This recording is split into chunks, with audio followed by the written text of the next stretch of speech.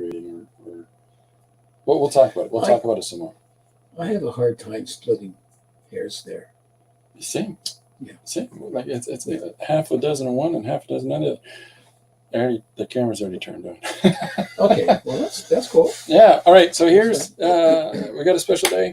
Doug is joining me here in the studio today. My friend Doug Rogers, and we're going to get to look at his work and talk about art stuff and artistic journey and all of that jazz. This is today's page. It is music and tacos or fighting words. I drew this in mixed media, 11 by 17 piece of paper. And then I did a little bit of refinement with the text and the borders in the photo of Shoppies. I also put out this page today to use as a solicitation for the visit from P and or our page about the adventures of P&M Art Studios tomorrow. So Tickle Fight is a second page that I did this morning because, no rest for the wicked. But that's the stuff that we got. You have a long day and it starts early, so you get a lot of stuff done. You get a lot done if you figure out how to work that time. Yeah. All right, so I'm going to switch over to the overhead view and put Doug and I up on the thing. Doug's on the left. I wrote it down in the corner of the screen. It says Doug's on the left. Put your wave your hand. Nope, Doug's on the right. No, I'm on the left. I got to switch that. Hold on one second. Well, that's the way this is set up right now, isn't it? I'm sort of on your right and you're on the left. I know, but it's reversed for the cameras. Oh, stupid cameras. Yeah. Give me 1 sec. I'll be right back.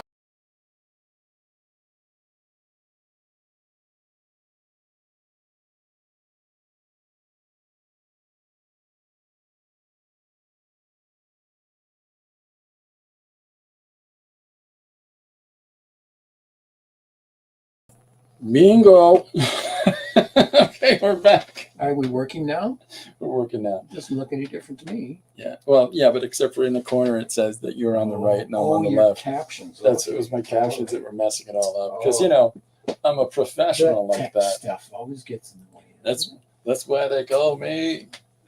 You need an IT guy down here. I definitely need an IT guy. There's a thing that people have for their streams. It's called I've forgotten the term already. But it's basically somebody who answers the questions and helps with the chat and all of that stuff. Yeah. And and even some of the visual elements. And it's like, man, I could use some of that because this is it's not a train wreck.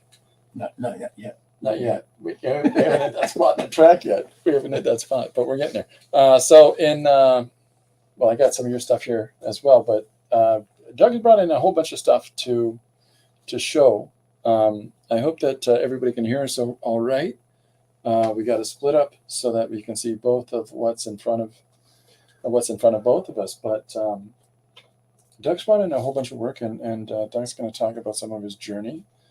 Doug and I run the London Comic Jam together, and we've been doing it since 2015, and we have a lot of fun. It's pretty great. There's a lot of artists of different degrees that come out, and a lot of people starting out, and we sort of walk them through visual and textual storytelling, and we talk about the process. We try to encourage them along the way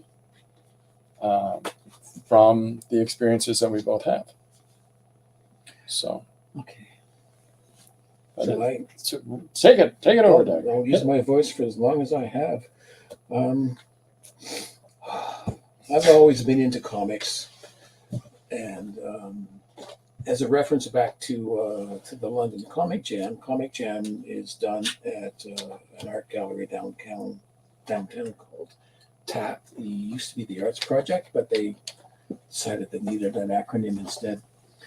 And they annually do a show commemorating local artists, illustrator, cartoonists who have a connection to and have been influenced by Merle Tingley.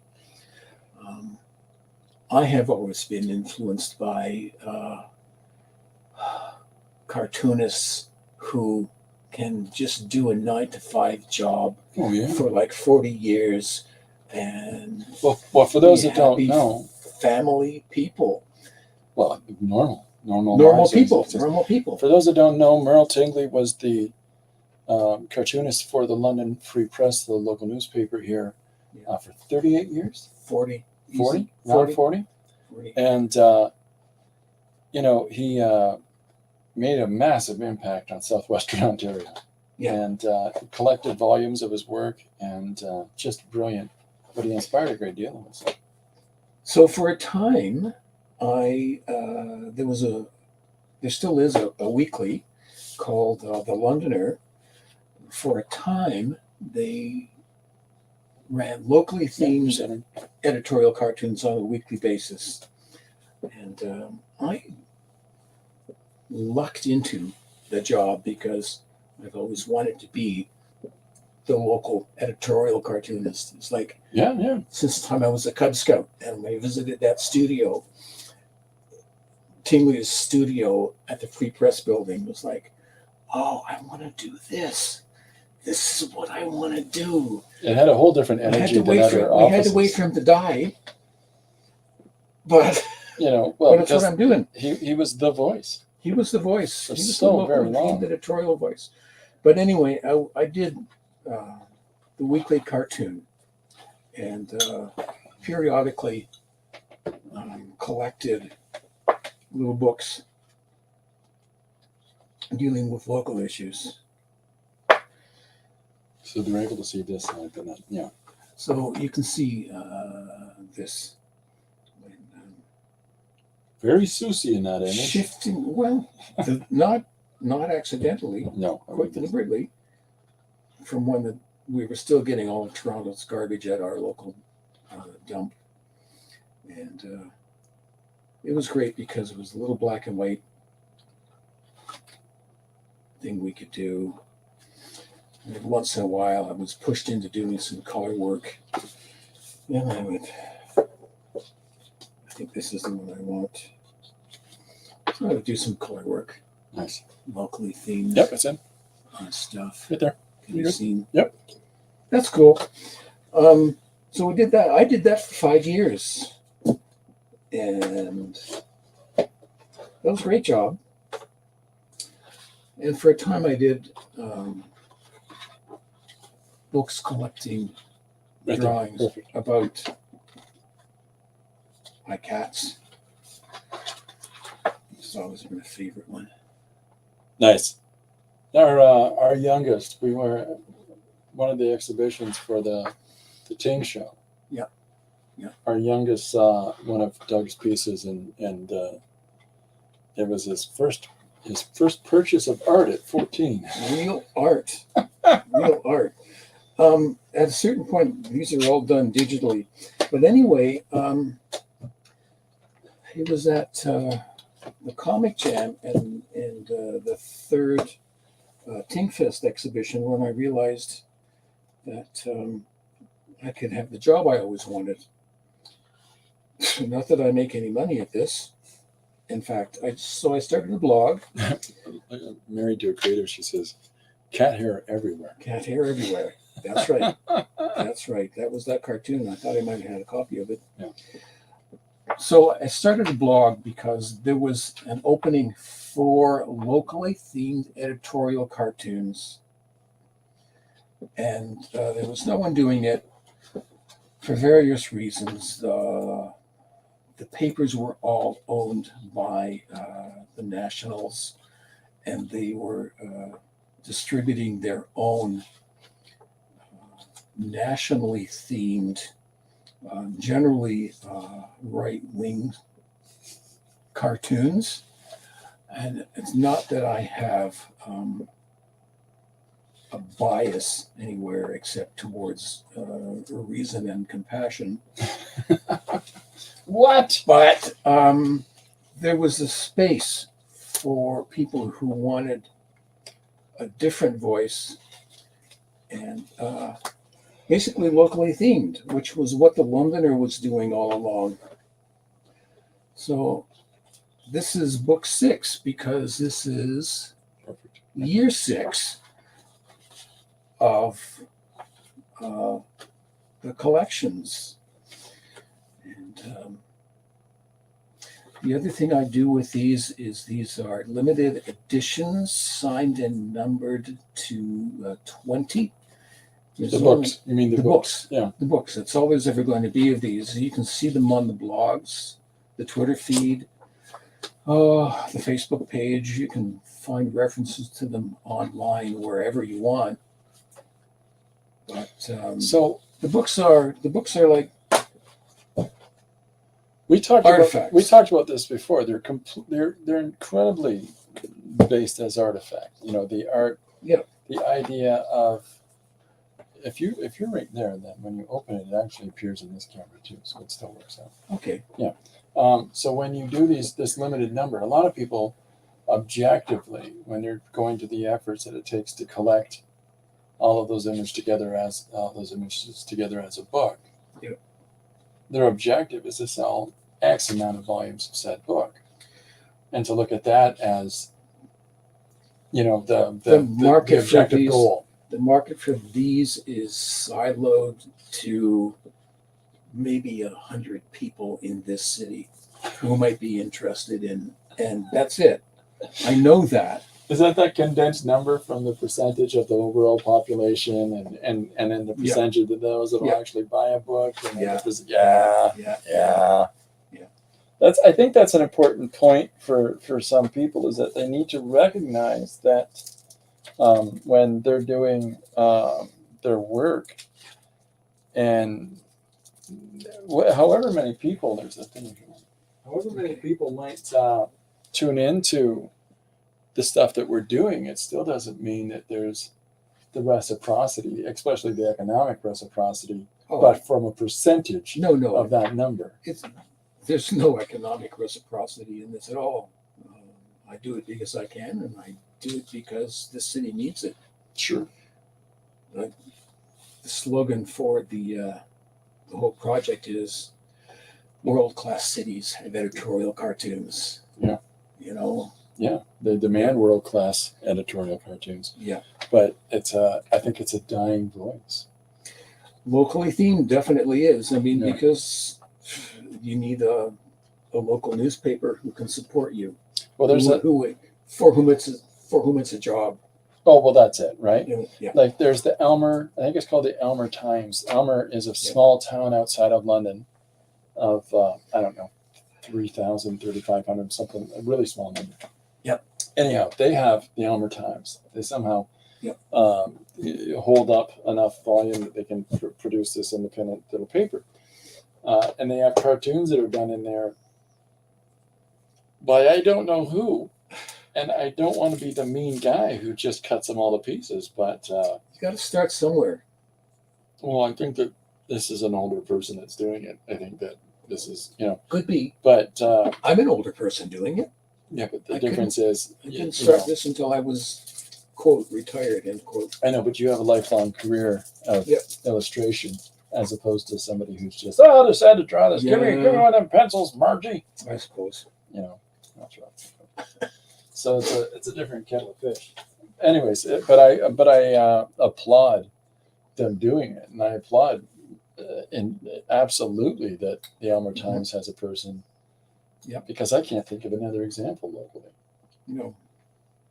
And that's challenging. I think that, and this is where I make that distinct difference between, comic artist, sequential artist. Both artists are sequential artists. Yeah. But the difference between a comic artist and a cartoonist, I think that when people just call guys that write and draw comics cartoonists, I think it does a disservice to the efforts that it takes to work in this format and to do pieces like so. Yeah. Bill Watterson is not a comic artist. He's a brilliant cartoonist. Yes. And if Watterson did a monthly strip, or if he did a regular strip of some kind that had all those sequential elements, I would say, yeah, you could call him the other. But I really don't understand the people that just blanket term cartoonist. It's an easy box. Yeah. It's an easy box to put people in. I guess I'll babble some more. Please do. During COVID, our comic jam got sort of cut down because it was hard to gather people around the table as close and as intimate as we were doing. But it left me with being introduced to the idea. I didn't see any problem with it, by the way, Doug. No, but being introduced to the whole jam idea, and I'm going to go on, and Chris has heard all of this before, but my introduction to stuff was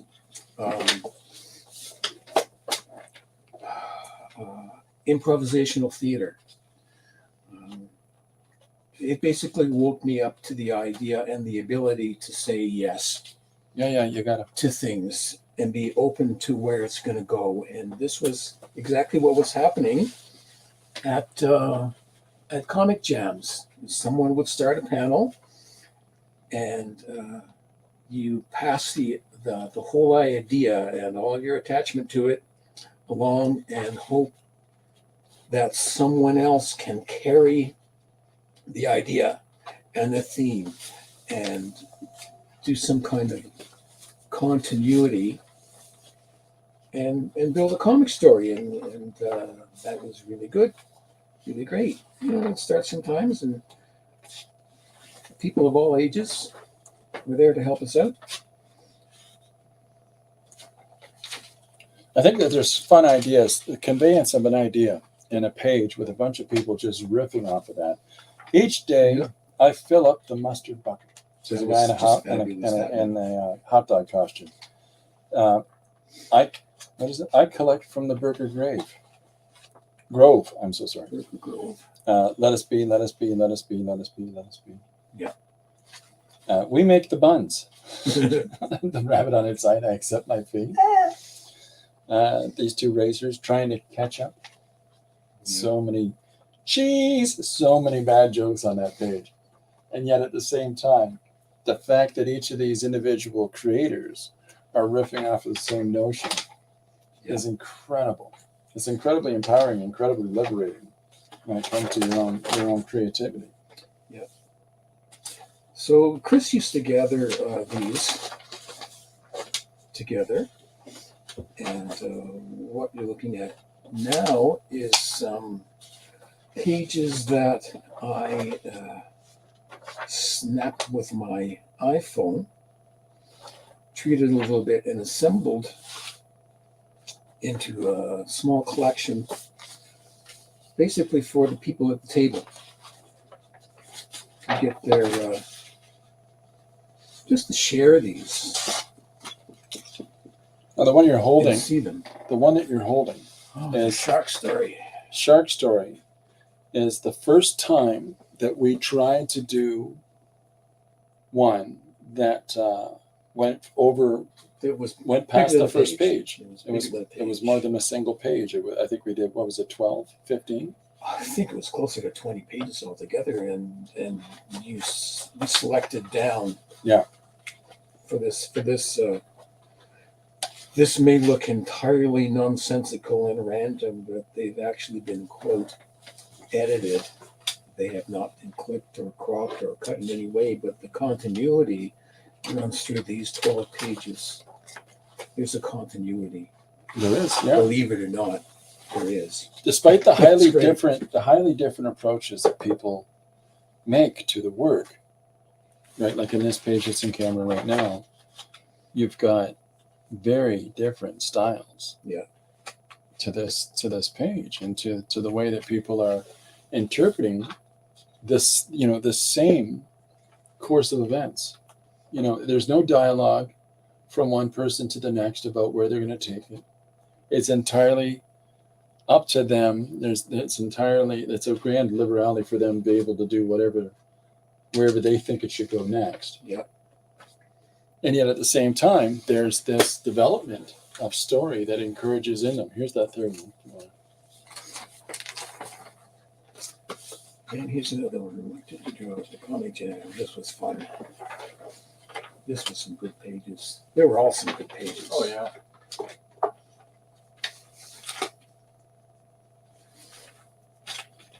We like this one a lot. Which one's that? The juice. Oh, the This is Florida. Fruit serves you. Something that the people who draw these pages also see, and I want to bring this up a little bit later again, is what you can get away with in terms of line, weight, and blacks and detail in terms of reproduction, because these are all done on big full 11 by 17 sheets of paper. And what do the reproductions look like? You don't always know. I mean, oh my, the first time I drew anything that large, I had no idea what size the type should be, what size the text should be, what the lettering is actually going to look like, and whether that fat line is actually going to hold up in a reduction and reproduction. Yeah. So it's great to actually see some idea of what's going to happen. Some stuff is just gets too small. Well, pre-COVID, some stuff stands up. Pre-COVID, we were doing this format, and then this is some of the books that we were putting out through RP. Yep. And so now this is the specific comic format as opposed to us photocopying on 8.5 by 11. Economically, we can't support this anymore. No, because the returns weren't coming through for the figures for the cost. But it's the same process that we've been going through since the start. And it's these wild, stylized interpretations of storytelling, and where you can have completely inane babble in one panel. You can have these deep, meaningful conversations in another. Like this, there's left turns constantly. Superman and Batman and Wonder Woman point out of the panel and say, "We want you to join the JLA." And the next panel, this is one of yours, I think. Yes. Is a rock. And the rock says, "Too cool. I'll be happy to help in any way I can." I mean, what a left turn. Yeah. And then there's somebody's doing their interpretation. I think that might be Aquaman. Yeah. I guess you could say, "We think you rock." I mean, it's just left, right, left, right. Villain enters the scene. Here he is. Not so fast as I, the paper bandit. Check us out. And there's the rock. There's the paper. And there's a lizard walking through the grass. Just, carrying the narrative forward, but still making another dumb joke. Yeah. These pages have an energy to them and have this amalgamation of these stylistic approaches that, while you look at it at face value, it's like, this is kind of all over the place. But then when you look at it from what it is, you see the deeper narrative, you see the deeper aspect, you see the journey and the growth. Somebody got away with drawing those? Yeah, I can't believe it. Oh. Fire-breathing disco ninjas. I think that's me drawing Chris Squire and Rick Wakeman from Yes. Yes. You got to have a soundtrack. But you got some really crazy diverse art styles and people at different levels of their artistic journey.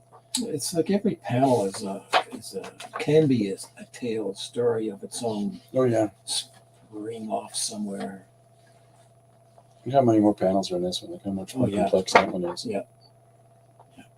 Yeah, it's these were so fun, and they were such a fantastic journey. I wish we could continue to publish in this format, but economically, it's just not viable.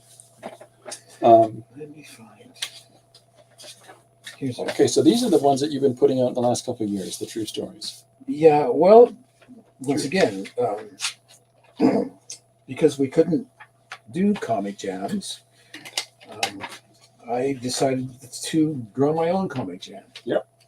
And keeping in mind the free form nature of it, whatever the next panel was based on what was happening before, and then maybe throw in a fresh idea and continue to Right there.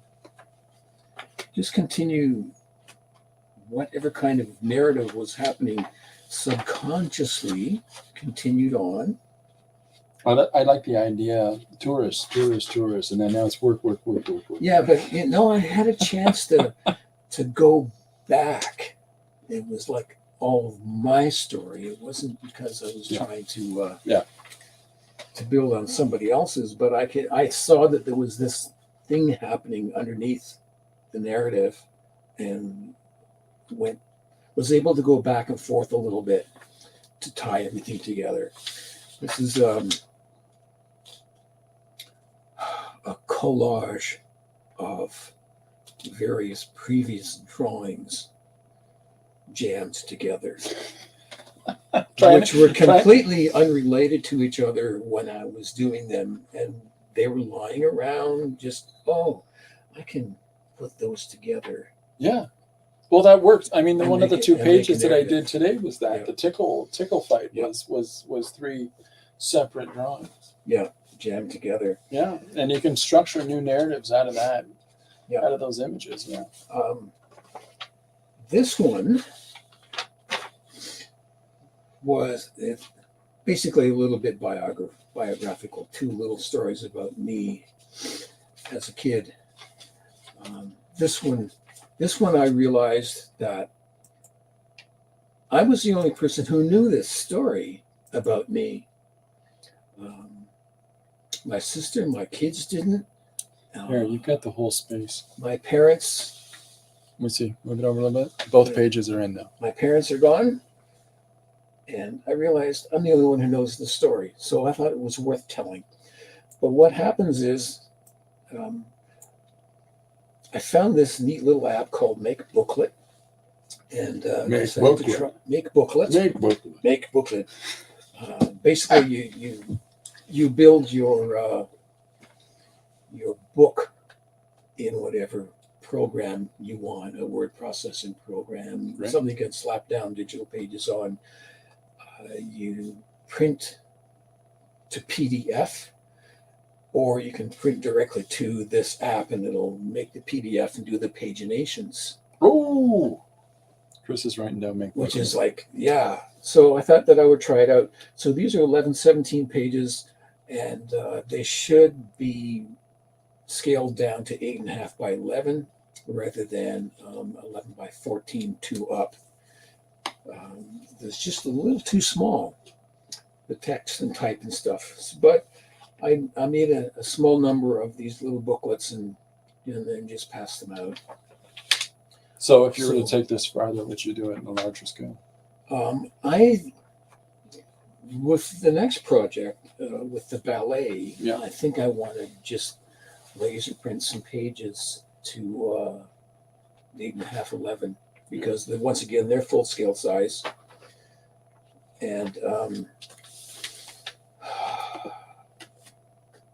bind them by hand. Yeah. 10 or 20. Yeah. That's all. I found a neat YouTube video on how to hand bind stuff. I can do that. Well, depending on which method you're using. Yeah, depending on which method. But past that, I had no plans for that. And I really have no plans for these. But we were talking about Paul Pope's Adam Strange story, which you're going to find for me. I've been an Adam Strange fan from the time I could buy a comic book. So I'm really looking forward to seeing that story because I've never seen it. But that's why this is called Strange Adventures. Oh, there you go.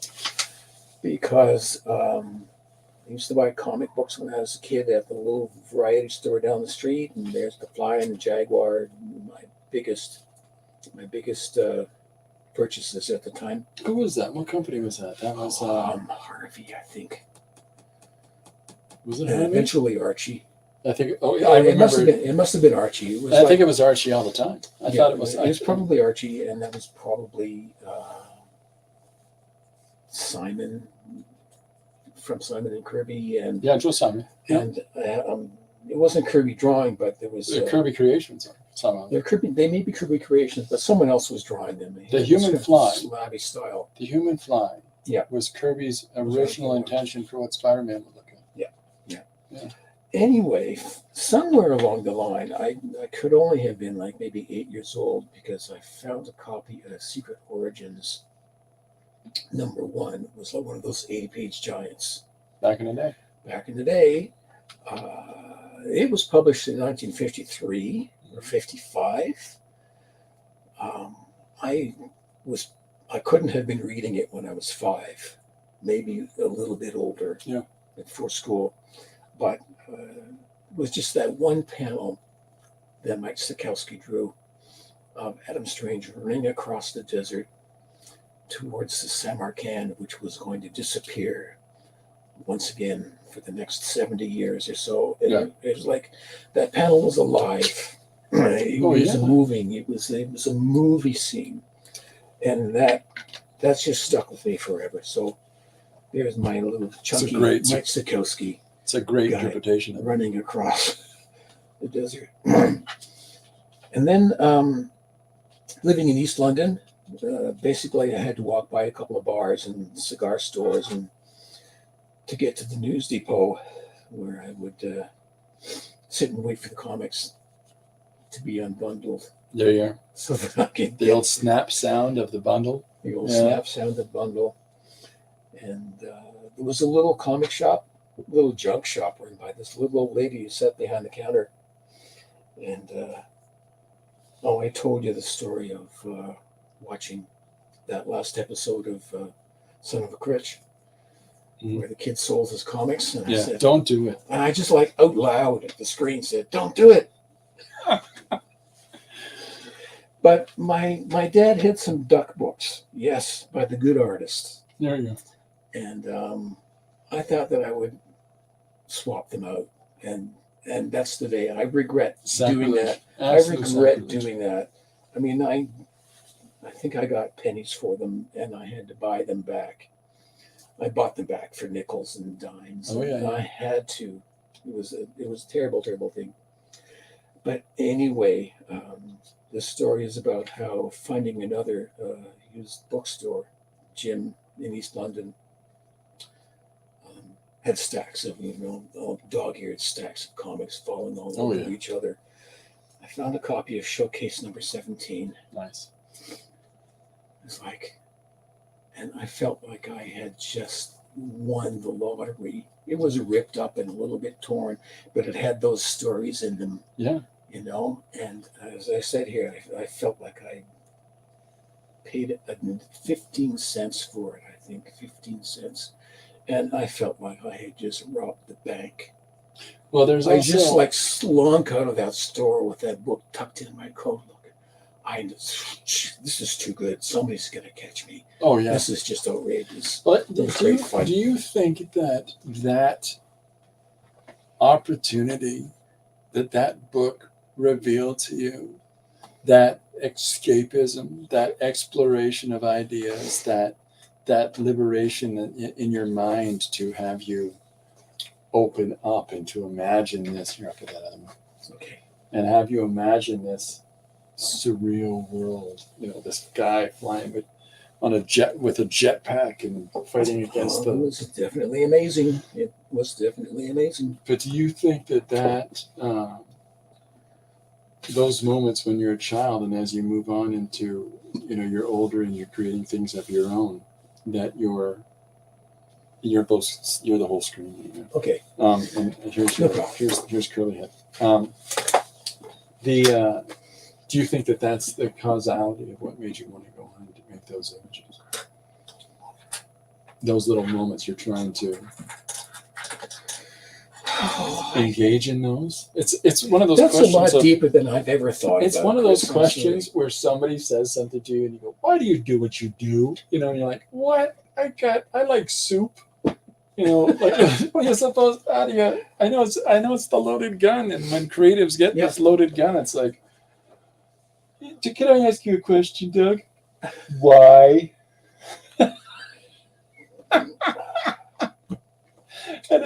But it's one of those things we don't think about. We just do. Oh, for the most part, I think. I draw because I can. That's the only thing I can do. Well, That's it. yeah, I'm but sorry, do you think in the course of your drawing though that I've talked about this a number of times on the stream here. Do you think that in the course of your drawing, in the course of your storytelling, it works for you as another form of communication to expose ideas that you have that you might not be able to put down otherwise, or you might not be able to well, express actually, otherwise? that leads into what Curly Head Ballet is about. Dun, dun, dun, dun. Dun, dun, dun. But it's not something that ever been consciously top of mind or driven whatever little bits of storytelling I've ever thought of. And as I said earlier, I never felt during my whole life, forgive me, that I've ever had any stories worth telling. We talked about that flood of graphic novels and Yeah. and biographical stuff that, I don't know, it just doesn't connect with me because I personally don't have any stories. Duh. Except for we do. But we do, but we don't realize it. You know. And until, I'm going to babble, but until the whole thing falls into your head from a dream, then it becomes something that has to be done. Yeah. That's it. So Where's your creative wellspring? My bed. um, Other people, it's their shower. Other people, Yeah. it's their walk home. Yeah. But there's always some Yeah. sort of place where your thoughts formulate. Yep. And then it becomes a case of, well, what do I do with them now? well, that's pretty much what this is all about. Yeah. The characters, the scenes, the sounds all fell into my head in a dream. I babble on. And sometimes those dreams become narrative structures because, I don't know, that's the way brain works. Yeah. So this We narrative look for structure, patterns. this We whole look thing, for patterns. We look for stories. yeah. Yeah. And in a fashion, this also articulates some Buddhist and Zen ideas, but they're not obvious, which is really nice because you have to pay attention to what's going on. This little girl finds herself in a fairy town. Nice. This has taken me so long to put together. This is just crazy. But this is this labor this of love. This is the most recent proof. I still need to come back, and there's some faces to fix, and there's some little details to deal with, and some blacks to block in. And I'll be stepping into laying in some tone because it needs some fullness and some body. And what I'm going to do with it, I have no idea. So, but you've gone through the first, what was that, 3 or 4 pages? Yeah. Are we on 5 now? Or are we on I don't know. 4 or They 5? should be numbered. I'm looking back at the proof and I say, I need to put numbers on these pages. So it's not something that you see working all digital. You can work on a piece here and a piece here and a piece here. Oh, And it's all organized in there, and you don't realize, oh, I need to add page numbers. Oh, yeah, I know. It's It's pagination like is something that, that's so always you an need to see afterthought. It's largely visual up until now. Yes, you got that. Of course. Yeah. It's this, you've established this creative journey, this creative assembly of the character elements, and then as our character walks through, and it's not even our principal character that talks first. There's something to that allows the reader to step into this narrative with you. It allows the reader to follow with you on this journey. Very insightful. It's impressive. It's the sort of thing that we don't realize sometimes that we're doing as we're creating a structure that, I didn't know the structure was there. Yeah, and you and I talked about earlier, and we always come back to Alex Toth, Bernie Krigstein, us old guys talking about the old guys Well, I think that there was. who do storytelling, who do narrative comic storytelling. Yeah. You know, Well, no Tolkien would write yeah. letters to people and tell them off because Yeah. your first duty is to tell the story. Yeah. And then this is, if you're doing it sequentially, if this is comics, then your duty is to tell that story visually and to go along with the textual aspect and to work together as a fusion. Yep. If it says it, you don't have to draw it. If it doesn't say it, Yeah. you do. Don't tell me, show me. Yeah. Don't tell, show me. And I think that maybe contemporarily, a lot of the images that are out there in the market today might be missing that, and and it's because I think that we talked about this earlier. The 90s is when there was almost a palaxial shift where we went from the basis of storytelling To poster pages. and the explosive pin-up, dramatic blow-up, Yeah. single panel pages, and it was about. It's no different than what's happening in film right now. Yeah. Film is more about spectacle than it is about story. I subscribe still to Criterion, and even if I watch one film a month, it's cheaper than going to a theater. Yeah. But then you get to watch like the old noirs, Oh yeah, the detective stories, like the B dramas. It's the best. Just purely storytelling. It's not big, it's not flashy. It's about people that I have some difficulty with because I'm awfully fond of science fiction-y and big explosions. But even then, if it's not about the people, it's just about the explosions. There's a reason that Forbidden Planet is considered to be the number one sci-fi film of all time. Yeah. There is very little action stuff in that film. Yeah. It is all grand besides ideas. being an ancient old story. Oh yeah. Yeah. But Leslie Nielsen is in his 20s in that movie. Leslie Nielsen is in his 20s in that. And no, I won't go off there. But Don't go off. What was it? Forbidden Planet is based on which play? Shakespeare? Oh, it's whatchamacallit. It's The Tempest, isn't it? The Tempest. It's The Tempest. And It's his last play. The Tempest is also based on an actual thing that happened. Yeah. Someone coming to the New World as a colonist hit a really bad storm or hurricane off of Jamaica or Haiti or somewhere, and spent a few years there, his family thinking he was dead, and he shows up. Hi. So The Tempest is actually based on that real incident. Well, there's so many pieces of literature that are like Robinson Crusoe being the biggest example. And then I'm babbling on because my latest hobby is doing my family genealogy, and basically, if you're researching, all you're going to find is records, and then certain sites have different sets of records. But you hit that one gateway person, and then you're connected to royalty. As it happens, this fellow, I can't remember his name. I'm ancient, I'm old. My memory's going. Turned out to be one of the American Puritan or Quaker early colonists and an ancestor. Oh. Like one of 15,000 different Sure. people. But all of my ancestry is basically babble.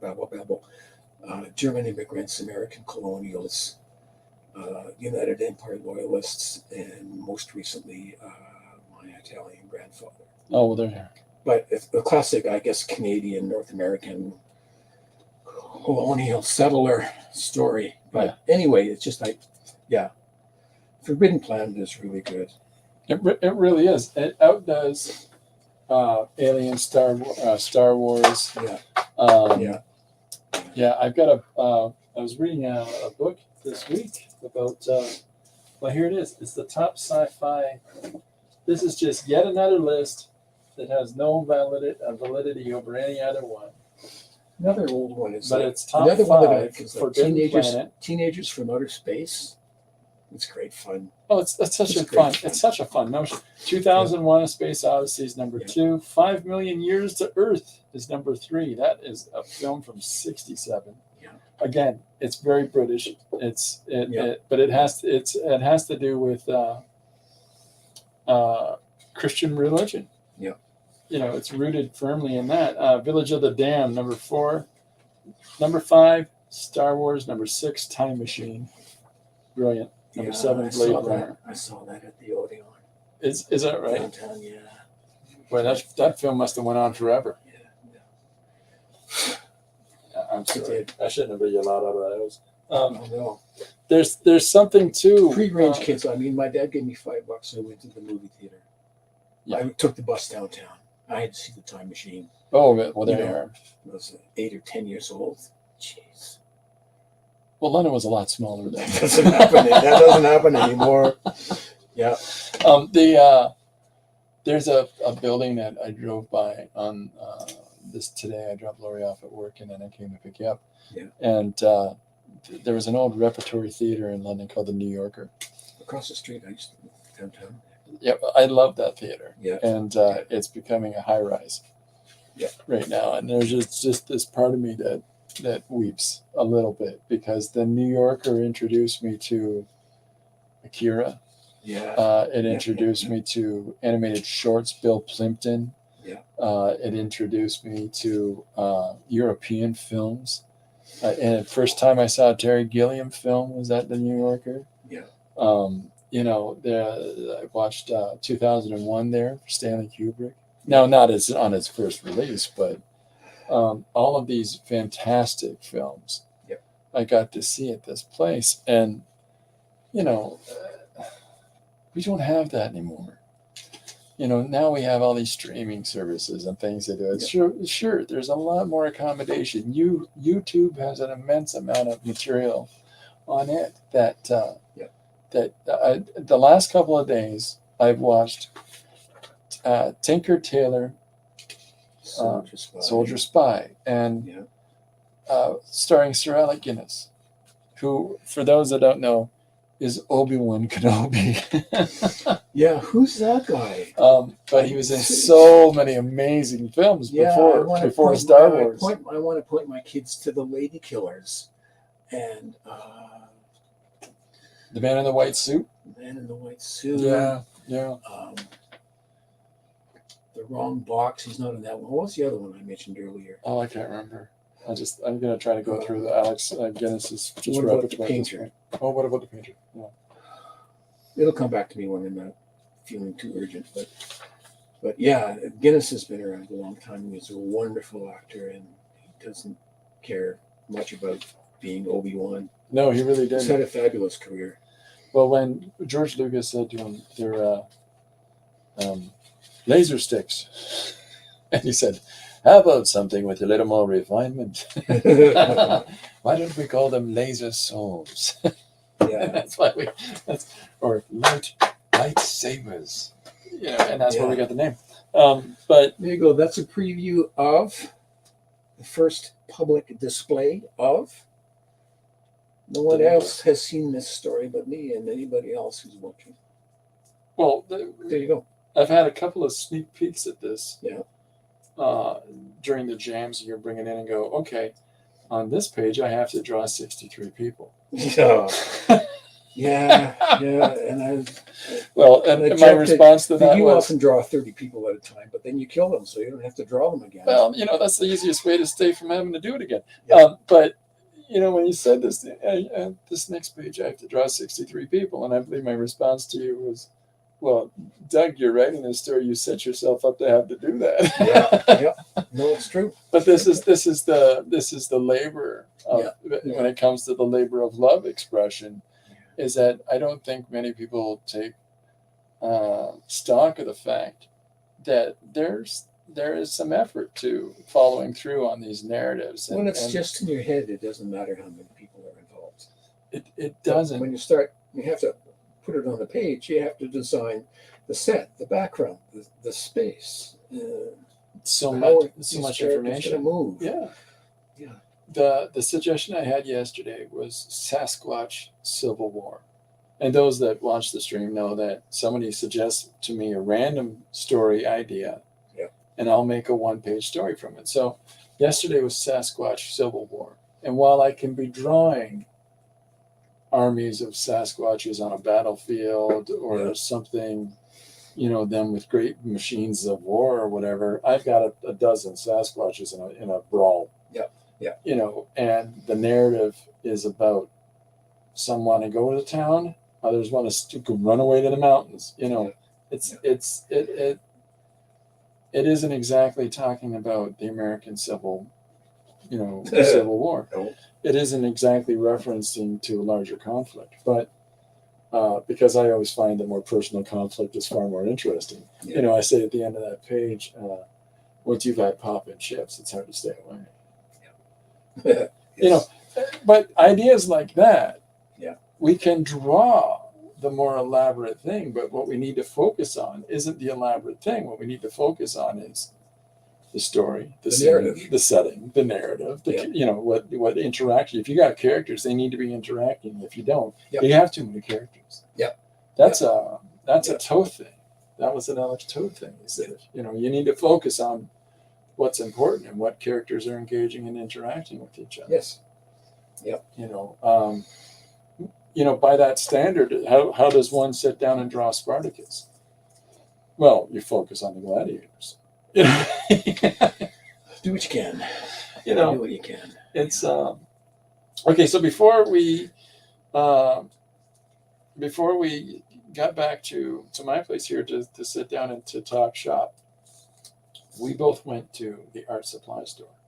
Yes. I haven't been to one in a long time. I had so much stuff left over from when I actually accumulated it.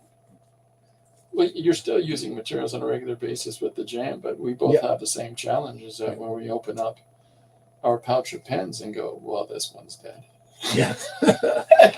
And who wants to smell an alcohol marker? This one's dried out. Oh, this is good for getting young people high. Although we don't advocate that. But you picked up stuff today. Do you want to showcase what you bought and why? Because I think people find that interesting. I'll show in the meantime while you're looking. I picked up. This is gonna make somebody laugh. This is the Faber-Castell white pencils that I've been using, and I say that this is the most pretty pencil I've ever owned. So I picked up a couple of more today. I picked up a basic range, yellow, red, blue, black, white. And that was one of the things that I got today. And I got, as well as you did, this is a lovely brush pen. And, sometimes it's fun when you see what creative people are buying and you've got to try to figure out, okay, well, what's he going to do with that? Right? Do you want me to flip that back again? So you've got the stuff you brought and you've got the stuff that you've picked up. This is a bag of pencils and markers that I've accumulated over time. So you got a lot of mechanical pencils in there. Do you prefer those over traditionals? Saves you sharpening. Saves you sharpening. They do the job. And I'm not really fussy about what kind of pencil mark I'm making because it's usually just for blocking out characters. But, over time you accumulate stuff, and sometimes there's a sale on Lee Valley mechanical pencils, and you buy a box because you can't find the leads. Yeah, it's the only way to get the leads is the only way to get the leads is to buy a bunch of pencils. Yeah. Leftover markers, that's about half of what the bag used to have. It really is, isn't it? Yep. Yeah. Nice, smelly, old-fashioned alcohol ones. As some of the young people say, at the gym, this pen stinks. Yeah. Which cracks me right up. Yeah. Every time you'll see, like a 10-year-old, we'll let them use one of our drawing tools. And as soon as they pop the cap off that thing, they go, this pen stinks. Like it's the universal thing that they say. I told you my dad was a commercial artist, designed neon signs, buildings, and stuff, and did the Electroset catalog backwards by memory. Anyway, they had racks, like little stands with racks of markers, like 100 different markers, because of the tones and the colors they needed to do their renderings with. Sure. Just amazing. So I'm liking a lot of working in various tones. So I recently bought just some markers for tones for Comic Jam. Nice. But today, What brand is that? Is there something specific about this Stainless. brand? Spectra? Or you just nothing found them specific. anywhere? I just needed some tones and the tips. So I find myself at Comic Jam using the number 8, the 0.5 markers for refining, for finishing, inking the drawings. Tight lines, yeah. Yeah, so I'll just knock up something in pencil and finish it with this. And I thought that I might like to try a little more thick and thin brush activities with drawings. Got a piece of paper. I do indeed. I can drop down. So,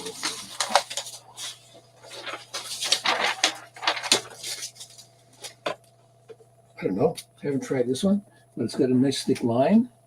Is that the Faber-Castell? Or is that? This is the Faber-Castell. Yeah, I like your Artist products. pen, black, number 7s. It's a little heavier than the number 6, than the number 8s. I've got Here. some of their. And then I'll try this brush pen again because Try this, crazy kid. thick and thin line out of it. So that's a Tombow. So this is a Faber-Castell brush. Oh, that's nice. Yeah. Yeah. You got to really hold back to get the little thin lines out of it. Oh, I did it again. You draw a wiggly line and you pause. Yeah, yeah. And you you've wait lost for the the momentum. digital line. No, yeah, and you wait for the digital to straighten it up for you, you know? See, I don't have that in my program. If I'm drawing digital, I have to. It's a straight line on my own because I don't know what it is that people are using to make those lines straighten out for them. It's got to be an Apple thing. Yeah, it's in the app. Yeah. It's in the OS. But I find myself pressing really hard on the iPad too much. So Whereas with a lot of these brush pens, you definitely need that soft you touch. really need to hold back. Yeah.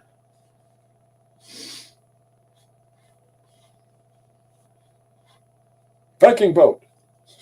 No, there's the Merle Tingley. There's the worm. Yep. So you can see that with the different markers that you're using, you're getting different kinds of lines. Yep. You're getting a different. You're getting those different weights inside those lines as well. I mean, with that brush tip, you have the really ability for that thin to thick back to thin again, if you like. And yet at the same time, you're trying to keep a uniform line. But what it has is more flair. A little more life. And yeah, and I discovered when I was inking the ballet on the iPad that there's a lot of nice bounce, thick and thin in the lines. And I really like that crow quill, that flexible pen tip quality. Well, this is the Kuretake. We both picked up one of these. It's a really inexpensive pen, and yet, oh my goodness, for the tight line, you get this wonderful. And then if you hit that side and you get that nice soft, that nice Sumi ink brush mark. Yeah, that's gorgeous. Yeah, that's very nice. This looks like a really elegant pen, and it's the Kuretake pen, the Bimoji brush pen. It's called medium. So this isn't the fine point one done. This is this is the medium pen. I'd like to see the fine point one.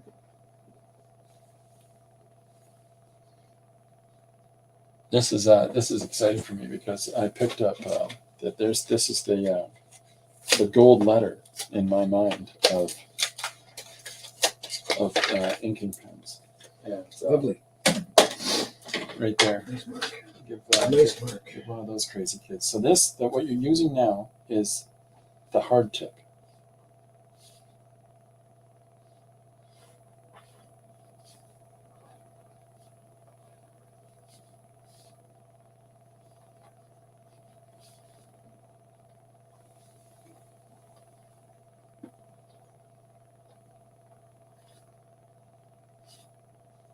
I have to work pretty hard to get a line of this. Okay, try the soft. The hard is like a slow, it's a slow movement. Yeah. The soft is got so much more, it follows your intuition far better. It gives you that thick and thin. Tip. As that, Yes. but the tips I find really hold their form. And I know this is kind of random for my stream that we're showing people different kinds of pens today, but there's just so many different choices that people have.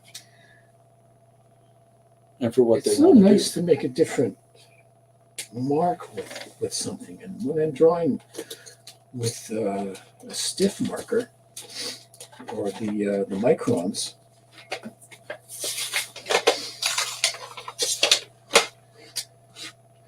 that's my favorite line, is this pen right here. This is my Uli. oh yeah, And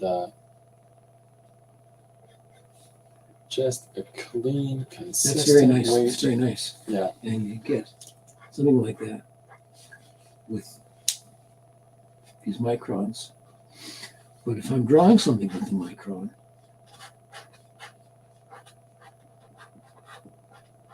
I will always go over twice. Yeah. And fill up the shape. I'm making stuff up here as I go. That's a good looking dude.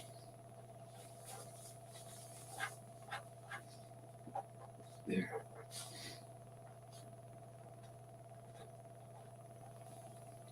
So some of the affordance that it presents you to use these different lines, to have these different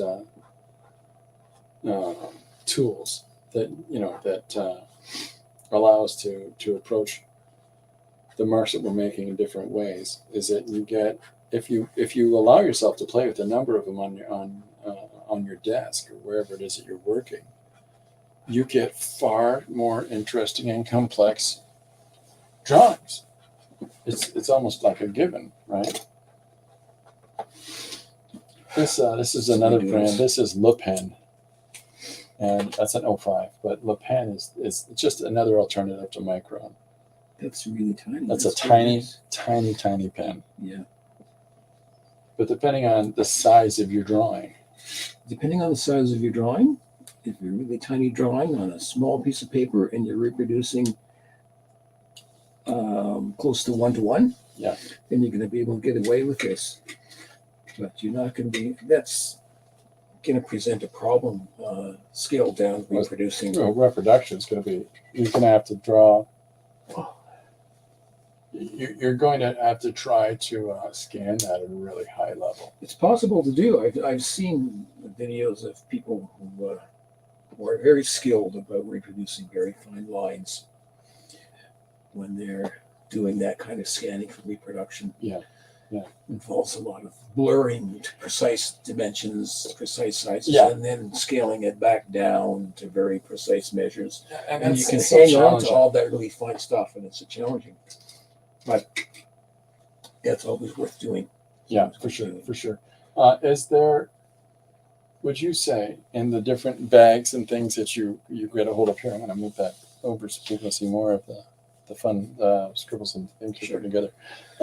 Would you say, in all of the tools that you have used over the years, like for your books, are you primarily working digitally? Yeah. But are you primarily working black and white? Is there a preference for black and white, maybe, is what I'm saying? Yes. Yeah. Why so?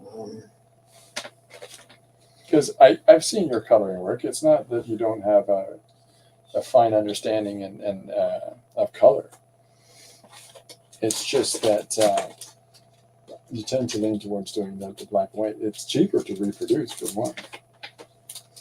Digitally, For the London Life series, it doesn't matter whether I do color or Because they were reprinting black and white. because they're going to screen. Okay. They're going on screen. So if the color is essential to the narrative, Yeah. then I'll use it. If it's not, or if I can I don't mean to say get away with it. I wouldn't want to sit down and try to color this one. It could take some labor. It would take some labor. You know. That's right. I'll do these drawings. Yeah. And I'll draw a street scene. Yeah. And there's this. Here's an there's example. this Color decision. helps. Color helps here. Oh, sure. Little spots of color. But when it comes to a street scene, you have to be judicious in the application because as you get closer to the completion of your drawing, you're realizing, oh, that's a lot of surfaces. That's a lot of different buildings, and I don't know. I don't know. Yeah. Do I really want to do all of that? Yeah. And yet at the same time, your grasp of value, your grasp of tone is incredibly strong. You know, That's what holds this one together. I like the dismissal of some of the surfaces to be colored independent of one another. Like you haven't done the window frame separately. You've done a mass around the window frame.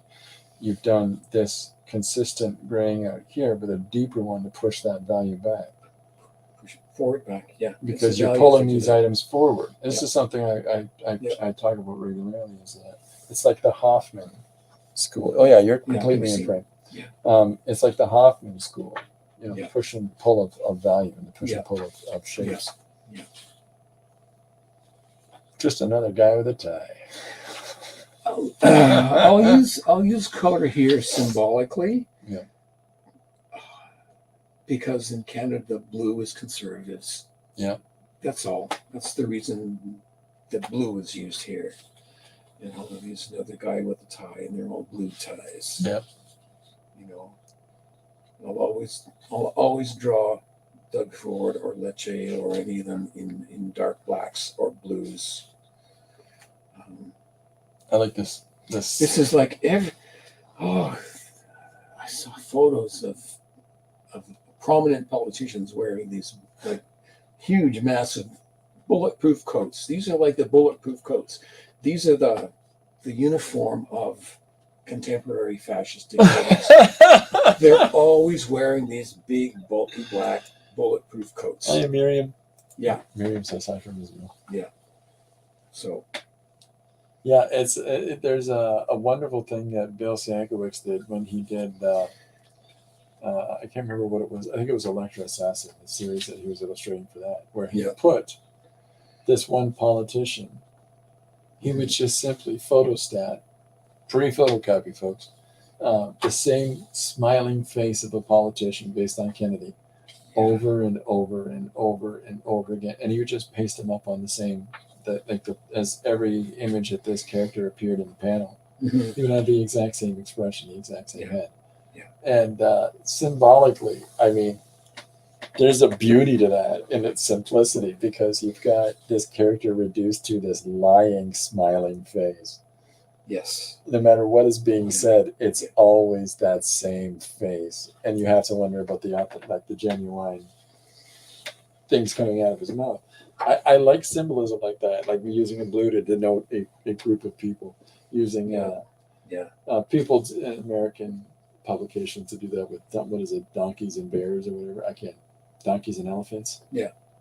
We might as well have a stamp. So, use a stamp.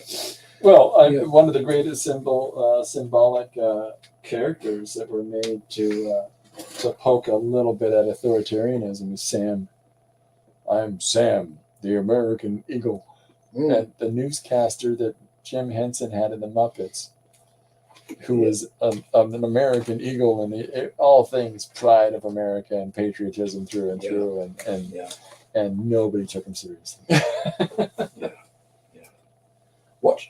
settle down there. What are you doing? So there's something to be said for in that creative journey, in that expression, that you're finding different ways of interpreting things. Here's a little color. There we go.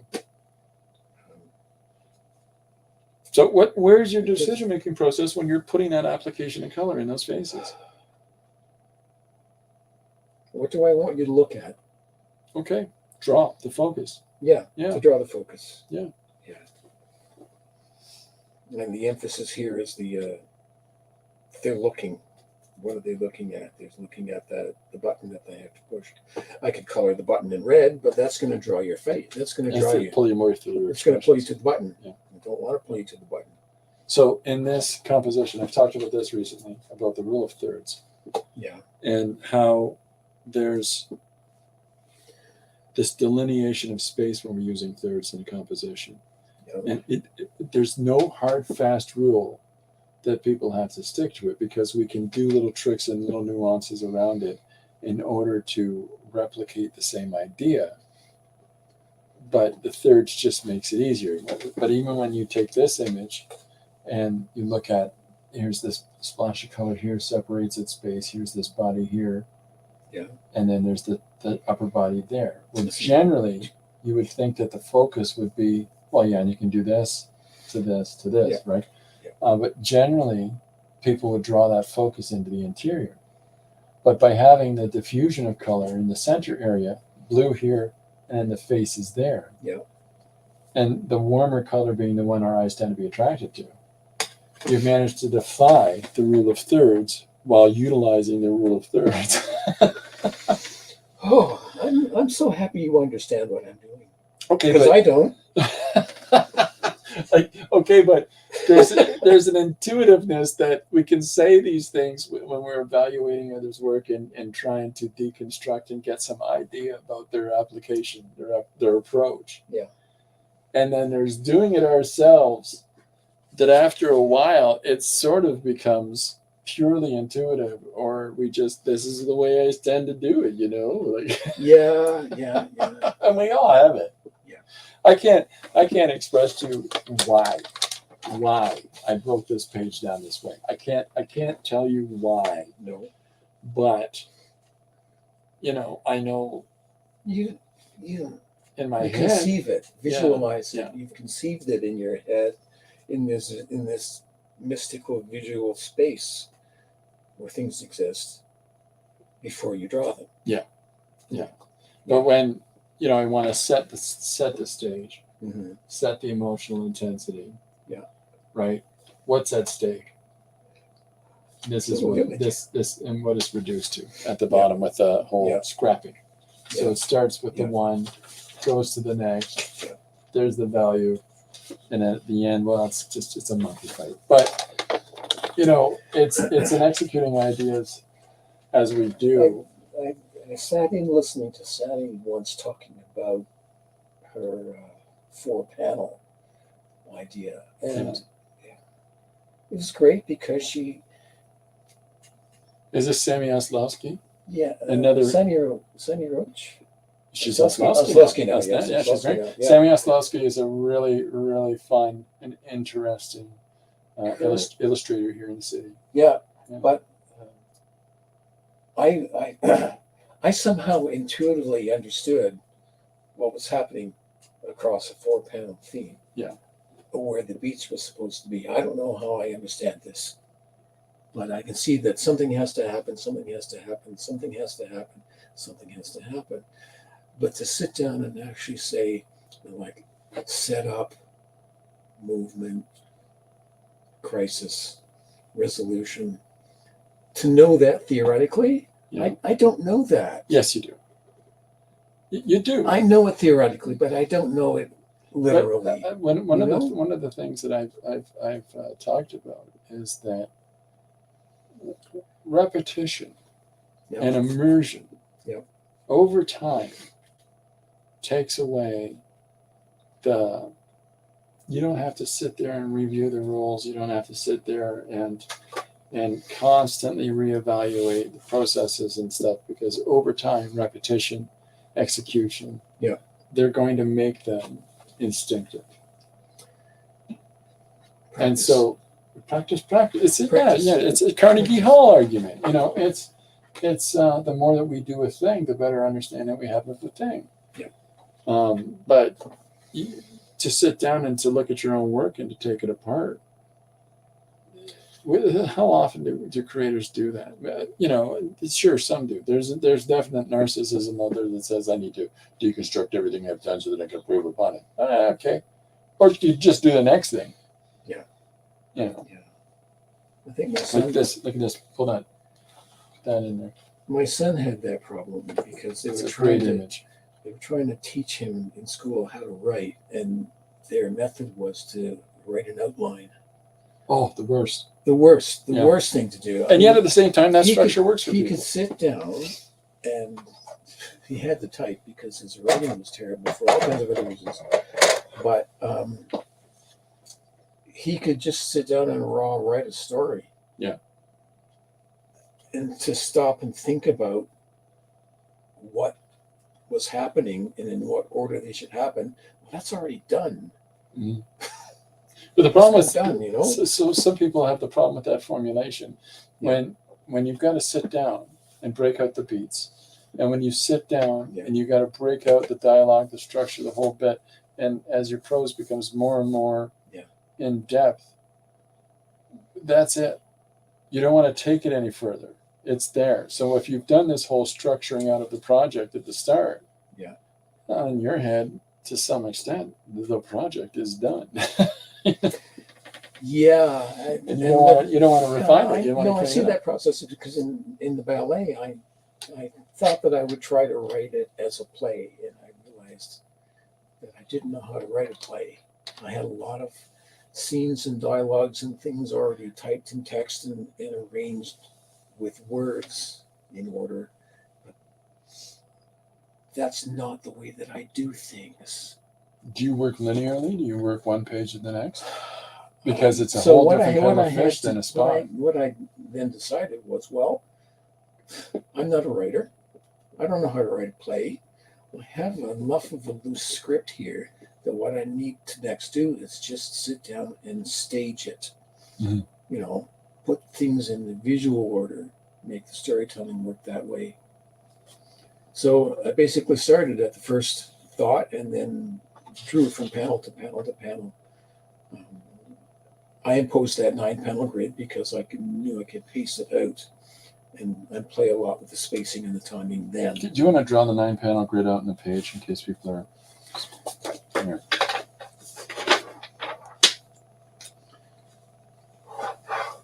You got your page, right? And you can break it up in all kinds of different ways. Basically, oh, come on, draw some straight lines. Come on, brain. Basically, you've got this underlying grid.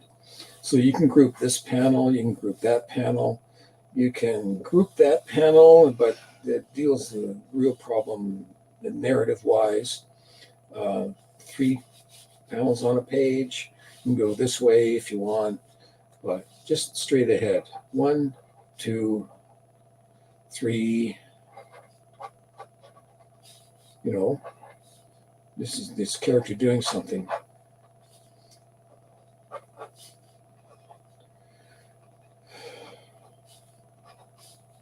I don't know what that is. This is why I don't draw on pages anymore. I know, because you get used to the digital. Oh, the blemishing, yeah. Just smear stuff. So, but basically, I've always, you know, the processing of this, the 9-panel grid is 1, 2, 3, 4, 5, 6, 7, 8, 9. Yep. And for people starting out, whether it's 9, whether it's 4 panels, 1, 2, 3, 4. Yeah. 3 panels horizontally, 1, 2, 3, right? Yep. That rhythm of pacing for your story is identifiably established. So then when you do unite these 2 panels into 1 panel, you got to stop. And storytelling wise, right? If that were 1 panel, you're going to go 1, 2, 3, and this somehow has to lead backwards. Just drop that. So, but yeah, so if you go 1, 2, 3 here, and then you can go this way. It's just all reading left, right, up, down. Yeah. It might work in another language, but it doesn't really. A single panel there doesn't work in English. No, if you've got 1, But- 2, and then this is united as 1, you've broken your pacing, so it goes Yeah. 1, 2, 3, 4, 5. Yeah. Is So, generally how people tend to associate that. but if you go 1 panel, 2 panel, and here is all open, you can lead back across the page, and then you can close these panels. Yes, yes. So there's ways to do it. Of course, but Yeah. this is But there's but the underlying you understanding got to of work it, where the story. You got to go where the story works, and the story might work that way. It may or may not. but this underlying principles, the underlying of these principles is this understanding that you have of this pacing, Yeah. and of the layout. After a while, when this becomes ingrained inside of your process, Yep. then it becomes playing. Now it's jazz. I don't know if this Yeah. expression ever works for anybody else, but I always say it becomes like jazz. Yeah. And you're just playing your instrument. You're able to Yeah. free form with other ideas, with other creators, and because you let go of that, oh, it has to go this way, and everybody. Chaikin has a rule of, it's basically this here, and person here, okay, is walking to person there. Okay?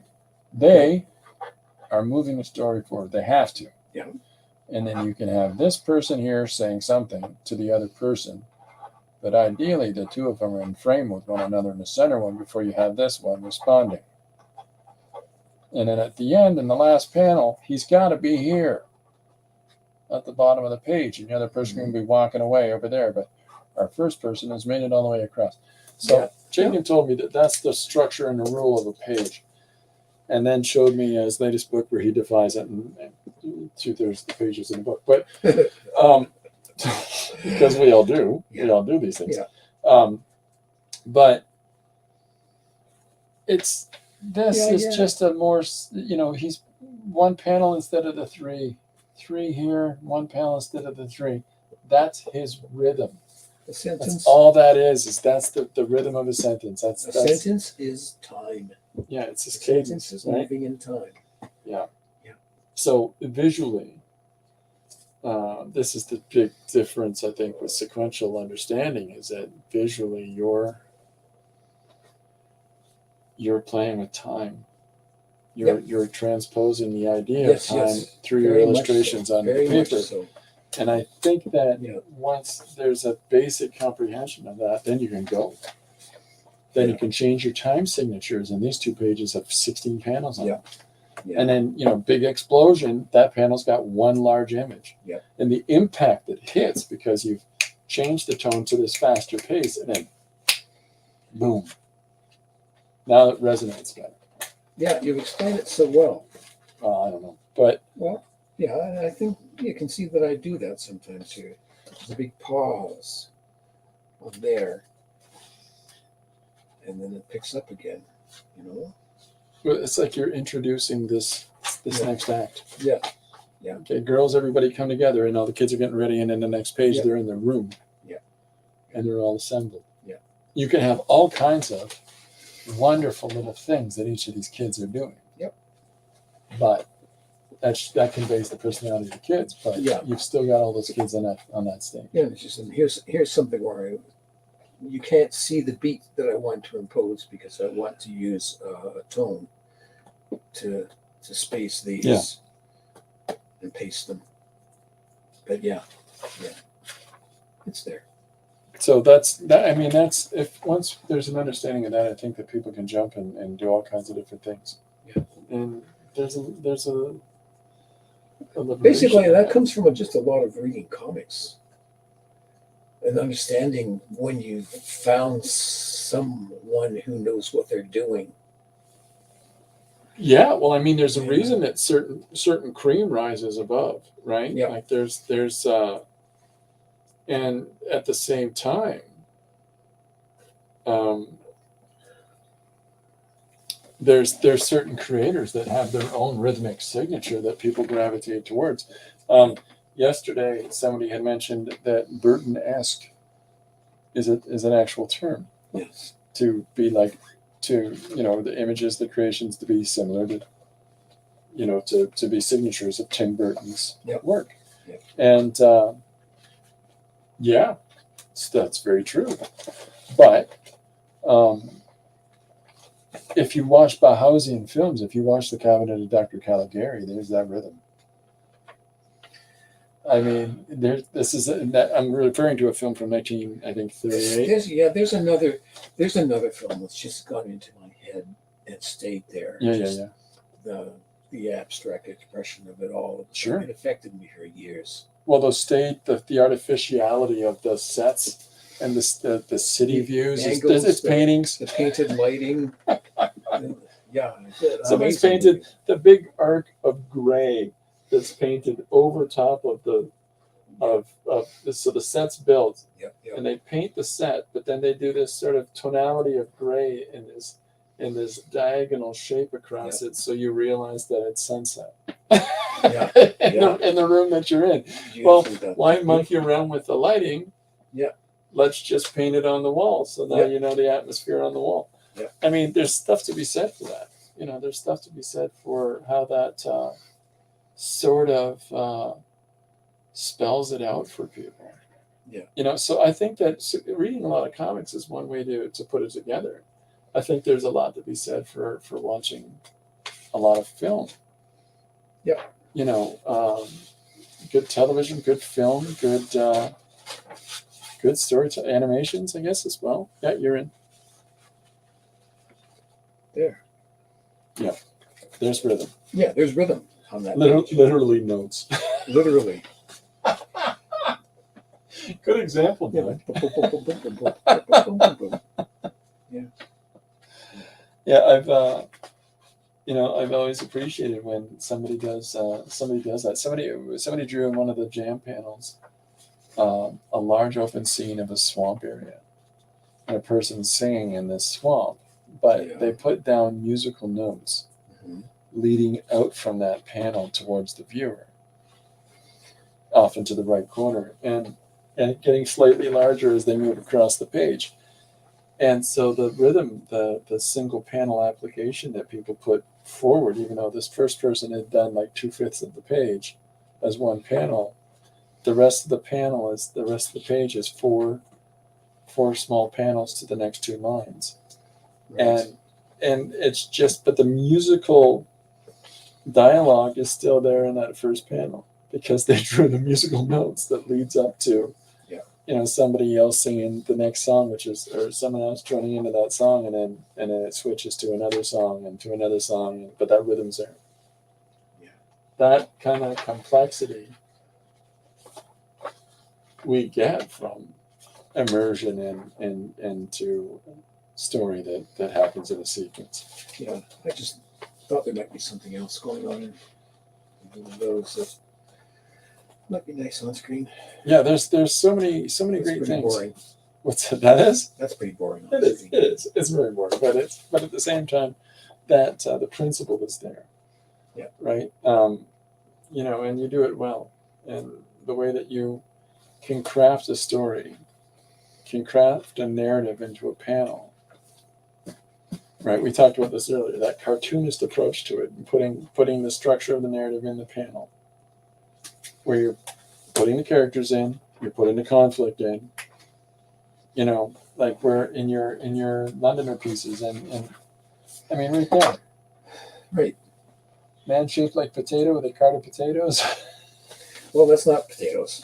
What is it? It's just a wheelbarrow full of bullshit. But the fact that his style, or his shape, the shape language there, right, emulates what's in the cart.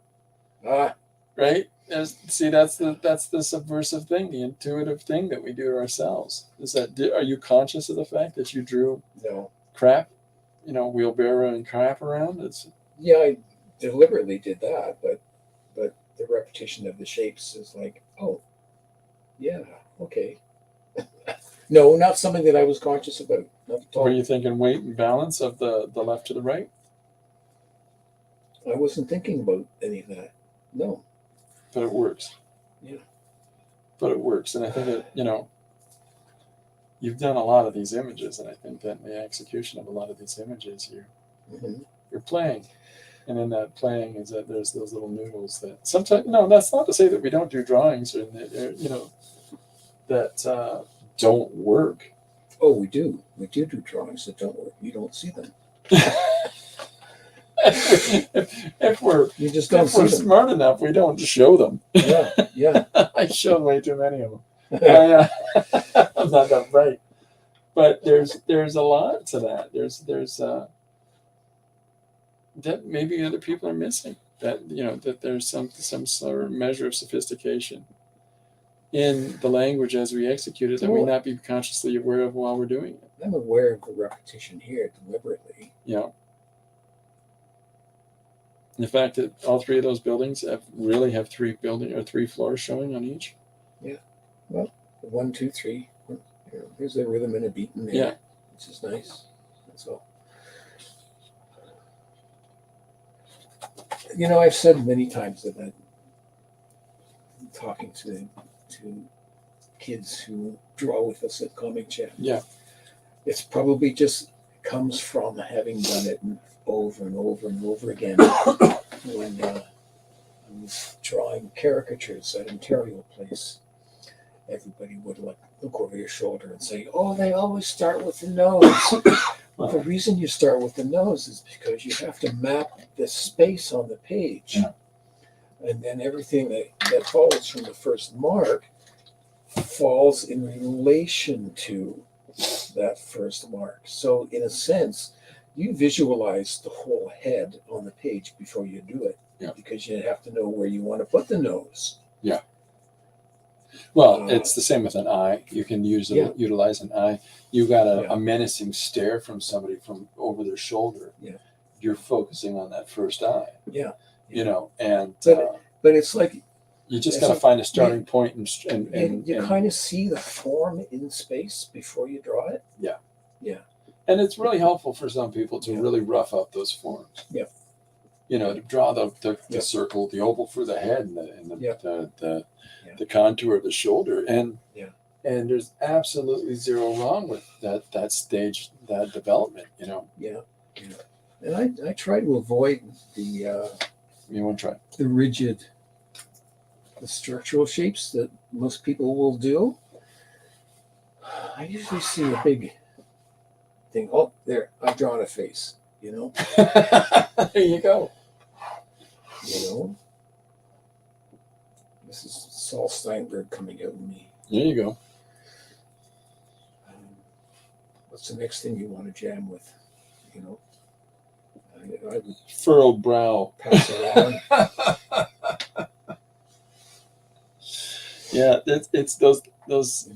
Sometimes it's the simplification of the mark. Yeah. That carries more across. Like this. I tried this pen out. This is the simplicity of face and hair. And face and hair just gives you.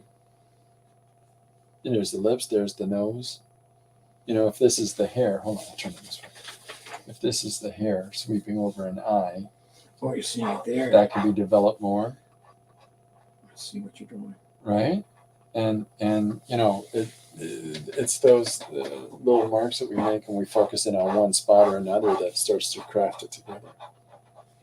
Yeah. And there's. I didn't see that because I was looking at it from a different direction. Well, I was trying to resolve what you were saying here. Well, that's the thing about. Like when you're painting, have you ever done this, by the way? When you're working on a painting and you want to check that everything's in the right place and the right amount, you flip it over. Turn it over, yeah. And I know so many people that they've said, why is your painting upside down, dude? Just making sure it's all there. Yeah, just making sure it's all there, that it works visually. It sounds bonkers. It Yep. just sounds bonkers, but there's something that you can get out of that. Yep. I like this chin. Look at the weight in that. Yeah. You use the weight of that line in the chin. That's good fun.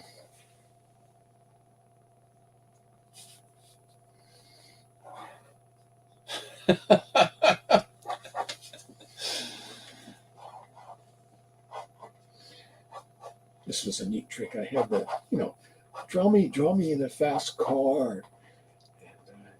You had to focus on the face. You have to draw the car, right? And you don't want to draw the car, so you just draw their head hanging out the window, right? And you draw a little car behind, right? So you learn little tricks like that, which is a great deal of fun. Nigel does this. Nigel does this. I'm going to do this sideways. But this is another friend that comes to the gym, is that he'll draw this shape. This is going to look terrible sideways. But he'll draw this shape of the car, and the car reducing down. He's got the windshield like this. Yeah. There you are in your car. Yeah. And it's that's and then great. he's got the big, the giant head and the little body, and he's got the arm coming out of the window. Thumbs up, Yeah. Yeah. But the car is this superimposed, stretched perspective on it. It's like there's a car, and it's What's important? Draw that big. Yeah, and then the rest of it just sort of falls into shape. Yeah.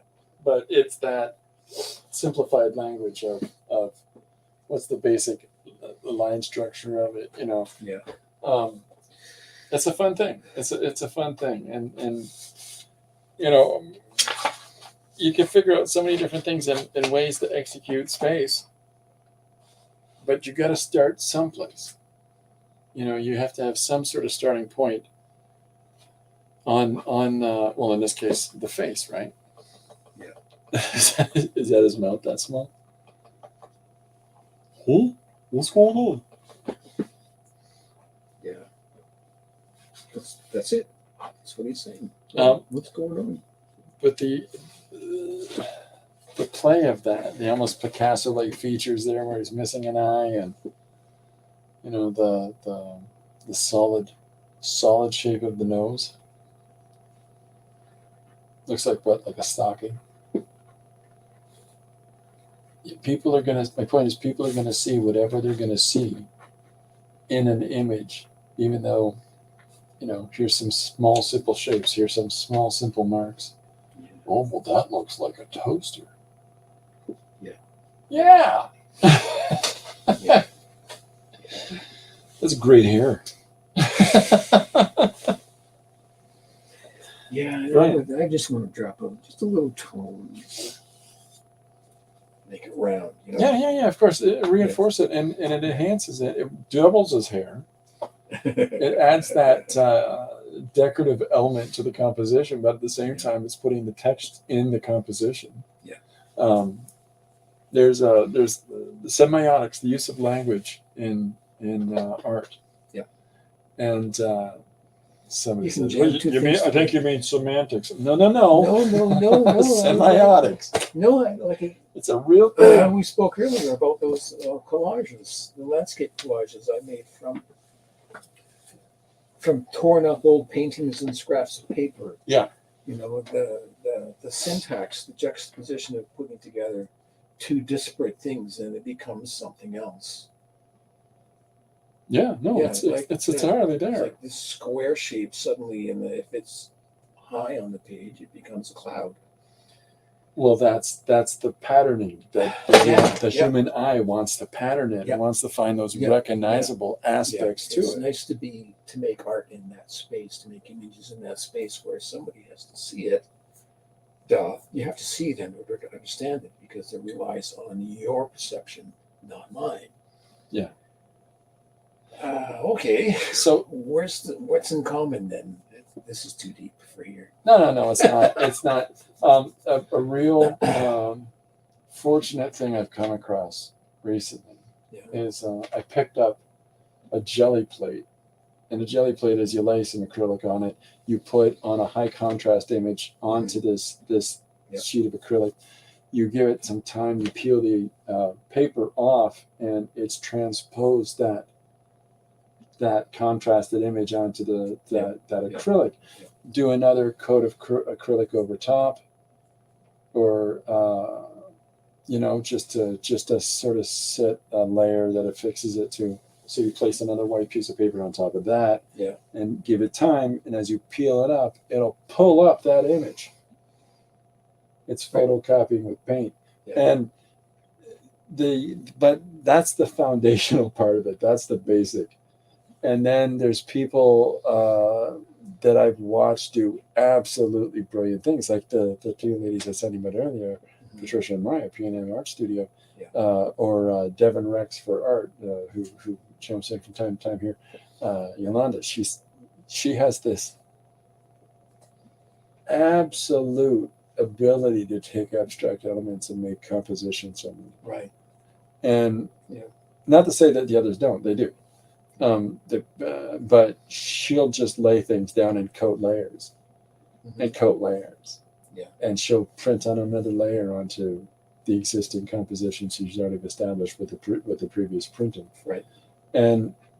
But the complexity of that, of building a forest with prints of trees, and it's not just like stamping trees. And so, but what that's opened up for me is allowing that abstraction of images, to be a little more effective. Where look, clouds, it's a field. Yeah, it's such hoo-ha, but tonally, they're clouds without the lines. Mhm. Do you need the lines for them to be clouds? No, but but because you're limited or directed towards reproduction Here, in a pull it down, certain I think way, you probably there's lines in here that you don't need to use. No, but you use them to just add to that. It works down here. Yeah, that's where it works. But by throwing those lines, if I were your art director, I'd say pull out the black lines, but pull it here. But the black lines up there sort of. It's where the idea started. So it's the first mark you make, right? So and then this is a better way to do it. But it also becomes sometimes we need to think about who's reading the image. Yeah.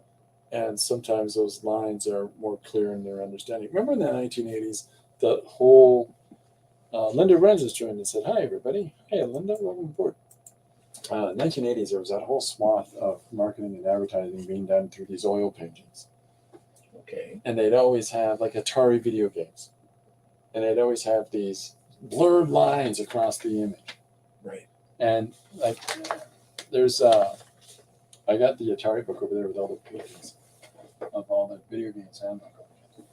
But there was so much information in those things that was just so completely unnecessary, but at the same time it was, because while you've got your tennis champion stretched across the composition with the tennis racket. Yep. Except for, okay, is this guy, what is it about? Is it a tennis game, or what kind of, so it's just that small little thing about making those few little extra marks. So they put another tennis player behind the net behind him. Makes sense, right? That builds out the composition. Okay. But the fact that they would paint like the judge leaning over whatever the thing he sits up on. Yeah, there's just too much unnecessary storytelling involved in there, because somebody needs that. Somebody needs that. The argument is, the more refined we get, the more the more that we just expect that whatever our audience is going to grab a hold of it, means we take the judge out. But then the recognizing of, there's a lot of people that maybe we want to encourage into our audience. So by putting the lines in the top panel and not having them in the bottom panel is sort of carrying through an elevation of language. But because I laid the whole thing out together. Yeah. And I did put, and there's no continuous line on those clouds, because I'm like, that's just basic. That's just fill in the hard shapes, puts all the weight in it. Yeah. How can I not do that but still expressly get it across to everybody that there's clouds. So that's the Reuben conversation we talked about earlier. Is that, am I pandering to the audience to recognize clouds? Well, not to go all nutsy, but what's the most important thing in that panel?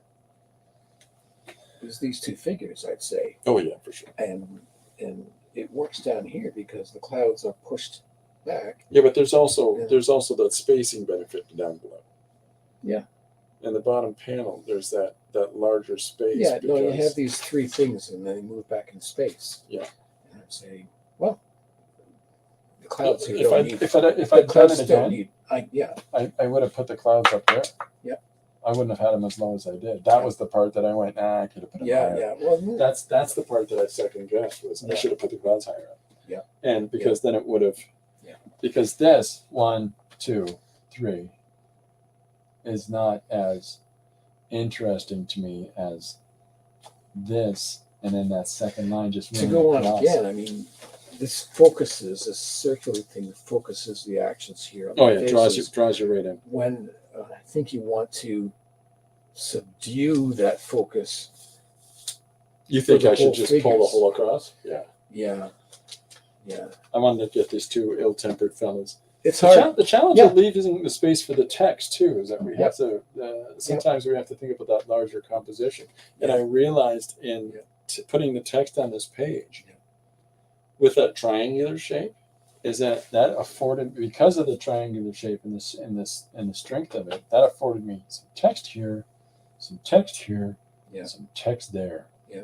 And I did that to myself because I made that so dominant. And then you put text on that, and it pushes the clouds away anyway. Oh yeah, no, the text diminishes it in the here. Let me show you in the digital version of it. I'll get this goofball off. My cell phone's in the corner. But in the digital version of it, the text there, and there diminishes the impact of the cloud. Yeah. Right? So that the cloud is just like a shape, like almost a crowning around their heads. Yeah. I have to respect that you really have to be careful about criticizing something because it's in process and it's not finished. It's not done, in quotes. In this way? But because, that's the challenge. So what we just went through was the conversation about how the process. I'm stuck on this detail in the process. In the traditional execution part, as opposed to the overall execution. Yeah. So that's finish. I see. So this is a challenge that I've always had that I never understood from an art director standpoint, where somebody can bring you. Here is half of there's the visual images for the promotion of the product. Yeah. And then we're going to overlay the text here and here, right? And then the art director goes, no, change the drawing this way. We need something more interesting up in that corner. Like, that's where the text is going. Yeah. But the artistic director has to go, okay, I see what you're doing there. Yeah. But how do you equivocate that? Yeah. Like, see, that's the problem with people selling original art when it comes to sequential drawings. And that's the problem with anybody looking at this an unfinished project, an unfinished project. They're going to seize on a little detail that it's there, but it's not important at the moment. When you show this and you go here, and they go, oh, I like that. I wouldn't change it. You're like, yeah, but I intend for this deep value here, and this is going to be wooden boards, whatever it's going to be. And they're like, oh, I liked it better when it was just this simple black and white line. But that's not where I was going with it, though. No. Remember when you were a kid? Don't show people stuff in process. Right? Just don't. So, this is special, people. This is special. We're giving away we're really giving away the behind the scenes dirt on ourselves here. Yeah. But that's the challenge is when I'm, especially let's say in live drawing. Yeah. And in my head, I'm making marks, but in my head, I've got this visual image in my mind that I've got to interpret out through my arm, out through the pencil or whatever the mark making tool is onto the surface. And in order to do that, I have to take those steps, right? Yeah. In the process of the drawing. Well, now I've got, I'm engaging with people publicly and saying, here's where we're walking it through. Yeah. And for I got to figure for X amount of time in this process, people are going, what in the world is he doing? Yeah. That doesn't, just drop them in the middle of the whirlpool and they don't know what's going on. it doesn't look like anything yet. Yeah. Yeah. And then, somebody. Well, like your abstract stuff, it doesn't look like anything yet. But as I said earlier, somehow you seem possessed in having to put figures and comic stuff on top of a really quite a beautiful little abstract painting. Yeah. That's just because I got this weird predilection that that's just the base. Because that's not done yet. It's not done yet. Yeah. Well, that's what I'm talking about. Do you remember when you were a kid? I think most creatives do that. When somebody comes over and looks at what you're doing. Yeah.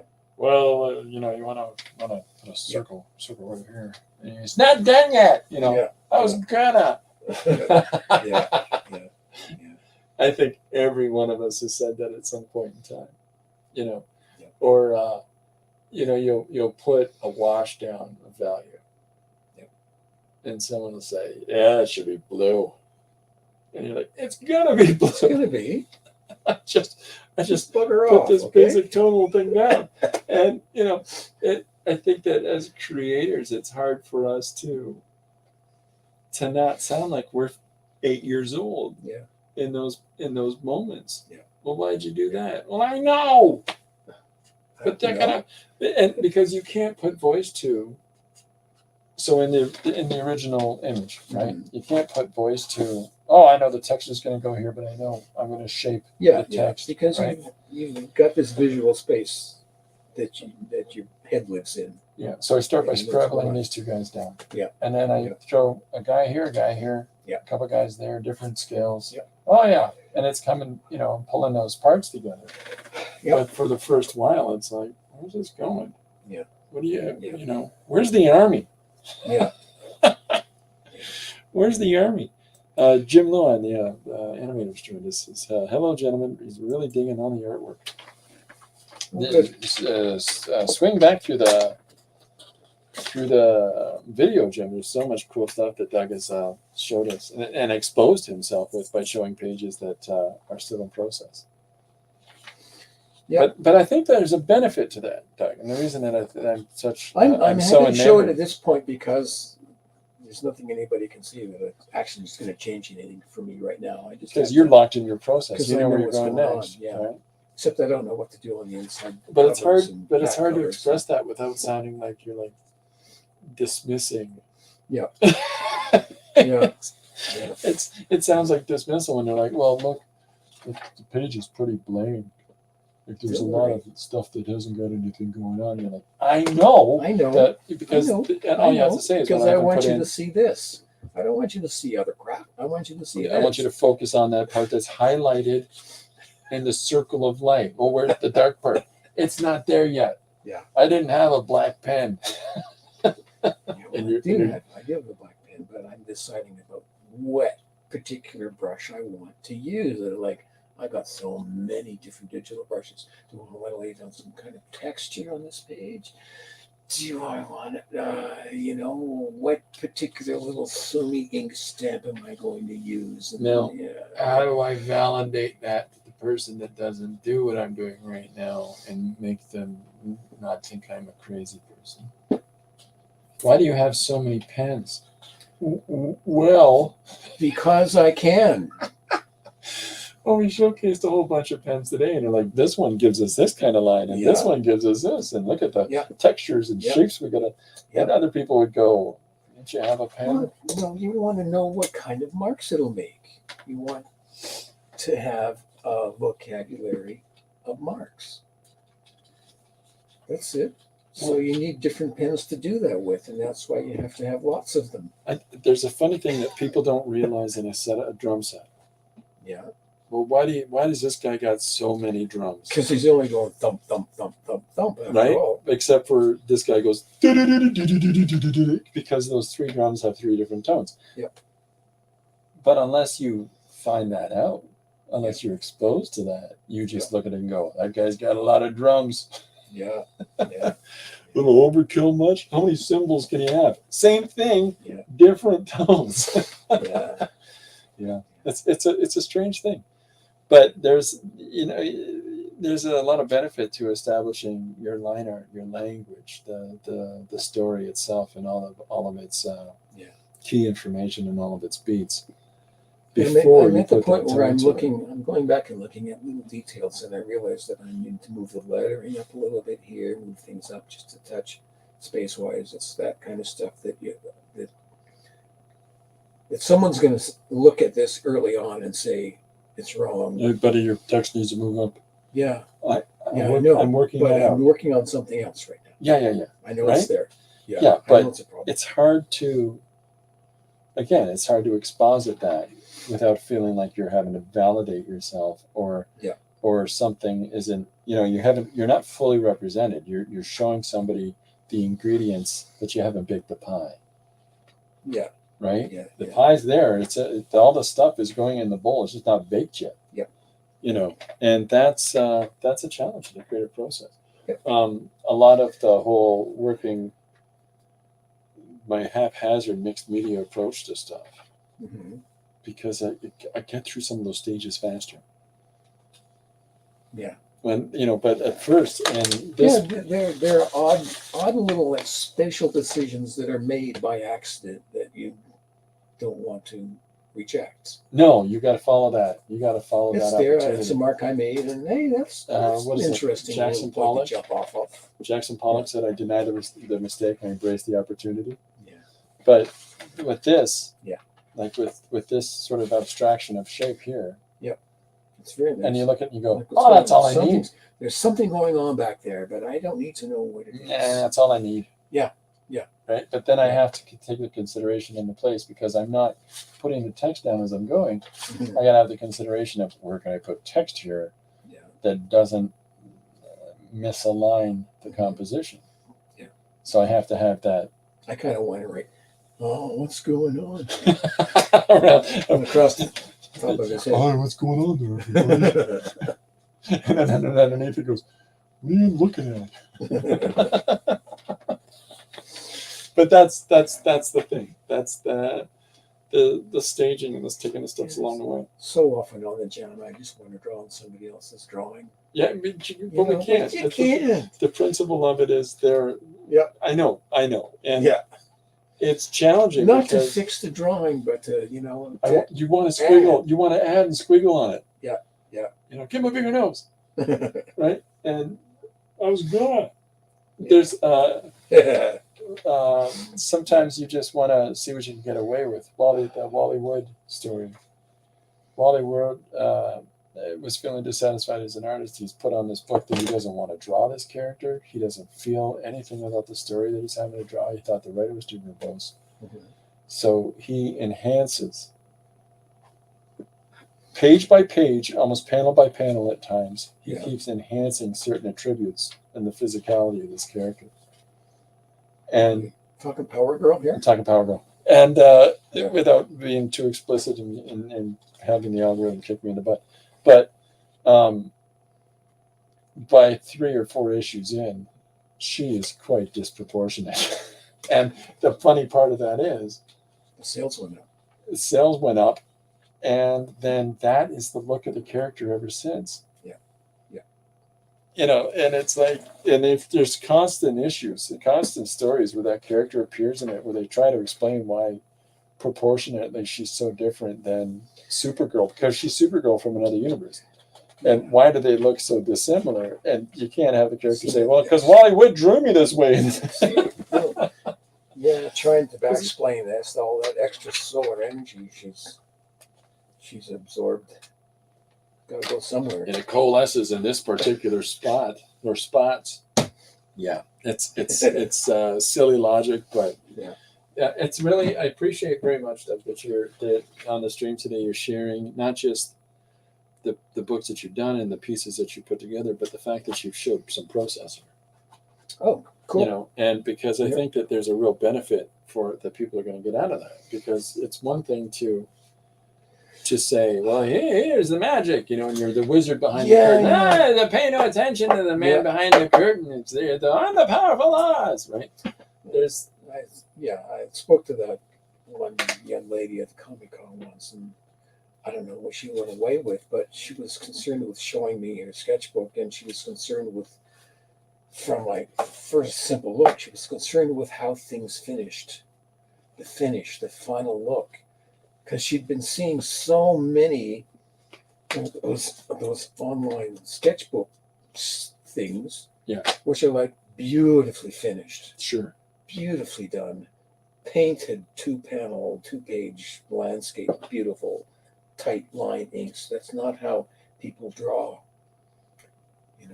She's not taking stock of Yeah. the time, Yeah. the experience. It's her secret book. Jam knives into it if you need to. A good sketchbook because it's got at least one kitchen knife stuck in it. Yeah. Stab holes and torn pages. And, saturate your page to the point that it's almost peeking through. Or make messes right over top of things. Who cares? Nobody it's a sketchbook. Ever has to see it. Yeah, James Jean is constantly showing his finished sketchbooks that he does each year. Yeah. I really appreciate James Jean as an artist. I love his images. I'm intrigued by his process, but his line art drawings are massive overlapping smashes of, he's drawing this lady on the other side of the train. Yeah. He's drawing this view down the train. He's got this, he's for whatever reason felt he really needed to draw another one of those seats. Yeah. And it just happens to emboss itself over top of the central composition of these sketchbooks, because they're sketchbooks. Yeah. Make marks. The process, make marks. Because it's the sketchbooks aren't, if you're selling sketchbooks, I hope you got a lot of money for them. Yeah. Because the amount of stuff really that goes into people's sketchbooks, it's like you're buying 100 paintings. But I don't want to buy someone's finished sketchbook. No. Except for I do. Because that's not the process. No. I say no, but Yeah. except for I do. Yeah. Because on the shelf behind you, there's Leonardo da Vinci sketchbooks. Somehow that is different. I know, that's the except for I do. Because Leonardo's sketchbooks is formulated ideas. Yeah. And Michelangelo's sketchbooks is also on that shelf. And again, formulated ideas. This entire page isn't just about this woman's graceful hand cupped. What's going on with this little piece of robe? What's going on in the process? And it's a map of the thinking. It's a record of the thinking. So that works on That's one what level. they are. They're not pieces of art by themselves. They're records of the thinking process. Yeah. So it's a different execution than just a sketchbook. Yeah. And when you think about cost of paper, cost of materials back then, it makes a lot more sense. Yeah. But then you've got I got Glenn Barr's sketchbook on that shelf. His studies. Who's Glenn Barr, right behind you. Directly over your shoulder. Right? It's got the white spot and the black line. Yep. So this is, we can't really put it in camera because there's a lot of images that pop up that, hey, maybe not so much. But those are actual paintings drawn in pencil. Yeah. So as a sketchbook goes, it's just as paintings drawn in pencil. I really enjoy seeing it because I just think it's fun the way that he scribbles out his marks. But beneficially, I wouldn't buy the actual sketchbook. You can see that one. That's work in progress. Yeah. You can see him working through making these. But those pages are the rarity in that book as opposed to the whole. Yeah. Here's a composition. Here's a composition. Here's a composition. Yeah, they get finished. I must say. Yeah. Quite a beautiful finish, but. Yeah, I enjoy Glenn Barr's work very much, and that's the reason I got the book. But it's a harder thing to validate the purchase of that sketchbook as it would be to validate. Yeah. Yeah, this book is very nice. Yeah, but hold on, down a little bit. But that's a painting. Yeah. That's the layout of the painting. That's it. Yeah. in line art. And I love it just like it is. oh, sure, It doesn't need to be done anymore. It's kind of the reason I got the book, because there's Yeah. a lot of his paintings that I look at the sketches of and go, Yeah. dude, Why did you bother? why did you put the brush to that? Yeah. Yeah. But at the same time, those are the Okay. things I'm like, thank you for building that up. You know, it's interesting, you know. But I thank you very much for the fact that you are sharing those processes, because some people just get hung up in the blemishes. Some people get hung up in the unfinished part of it. Well, I'm glad that it felt like a safe space. Oh well, To do I'm glad to hear that. There you go. You know, Yeah. there's I think that one of the I think it's a real grace. I feel this is that a lot of the people that of the people that watch the stream, I think a lot of them are creatives, and a lot of them understand that process and that journey. And whatever ladder, you know, whatever steps on a ladder we are, Yeah. we're all in that journey together, right? And so, sometimes exposing that process and exposing that, you know, the underbelly of it. Yeah. Maybe if somebody else is at that point where they want to step on that plateau of the process, okay, somebody else has got that soft underbelly too. Yeah. We're all there. Yeah. Right? We all have the unfinished image that somebody's walked up, said, put some yellow on. You're like, I know it's not done yet. Every one of us have had that. Yes, indeed. There's so much of that. Miriam is drawing a piece called The Inner Critic. she's been distracted listening while she's trying to draw the inner critic. Well, hopefully it allows some more of that process to seep through for you, Miriam, and the allowance of your... Find Saul Steinberg. Yeah. Yeah. Yeah. Yeah, so true. Yeah, there's some people that expose the processes very well. Yeah. Very, very well. For me, painting wise, of course, Rembrandt. How many portraits can you do of yourself looking for your own blemishes? Yeah. Before you recognize that it counts, it's important, it goes in other people's faces too. Yeah. Portraits have to be authentic. Yeah. Here's the day I had bad acne. There's a value to that. So I think we'll wrap up today. And but so thank you so much for coming out, and I really appreciate it. Is there anything else you want to say before we take off? Where can people find your stuff? Maybe here. You got a card? So I've got this already in the feed underneath the video, but also here's a shot of it in the camera. Once again, London Life is locally themed editorial cartoons. It's a year's worth of work up at the blog. Samupress is basically my whatever officially kind of businessy, namey thing with some other work by me. Yeah. So that's it. It's really strong images. I really appreciate you sharing them and sharing them online too. Miriam says, "I love your style, Doug. Very inspiring." Thank you. Miriam is in Israel. So long distance appreciation there. Appreciate everybody coming out. Tomorrow, I will be doing a drawing of P&M Art Studios and the adventures that I'm going to make them get into. Ooh.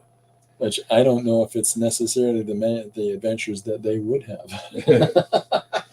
I'm not going to be that bad. I'm going to try to be. It's me. It's going to be weird. It's going to be goofy. Maybe off flying little spaceships if I were doing it. You know. Oh, why wouldn't they? Why wouldn't they? All right, I'll be back tomorrow at 2 p.m. EST. Please check out Doug's Instagram. His. You can find the links at the blog site. And which one's at the London Life?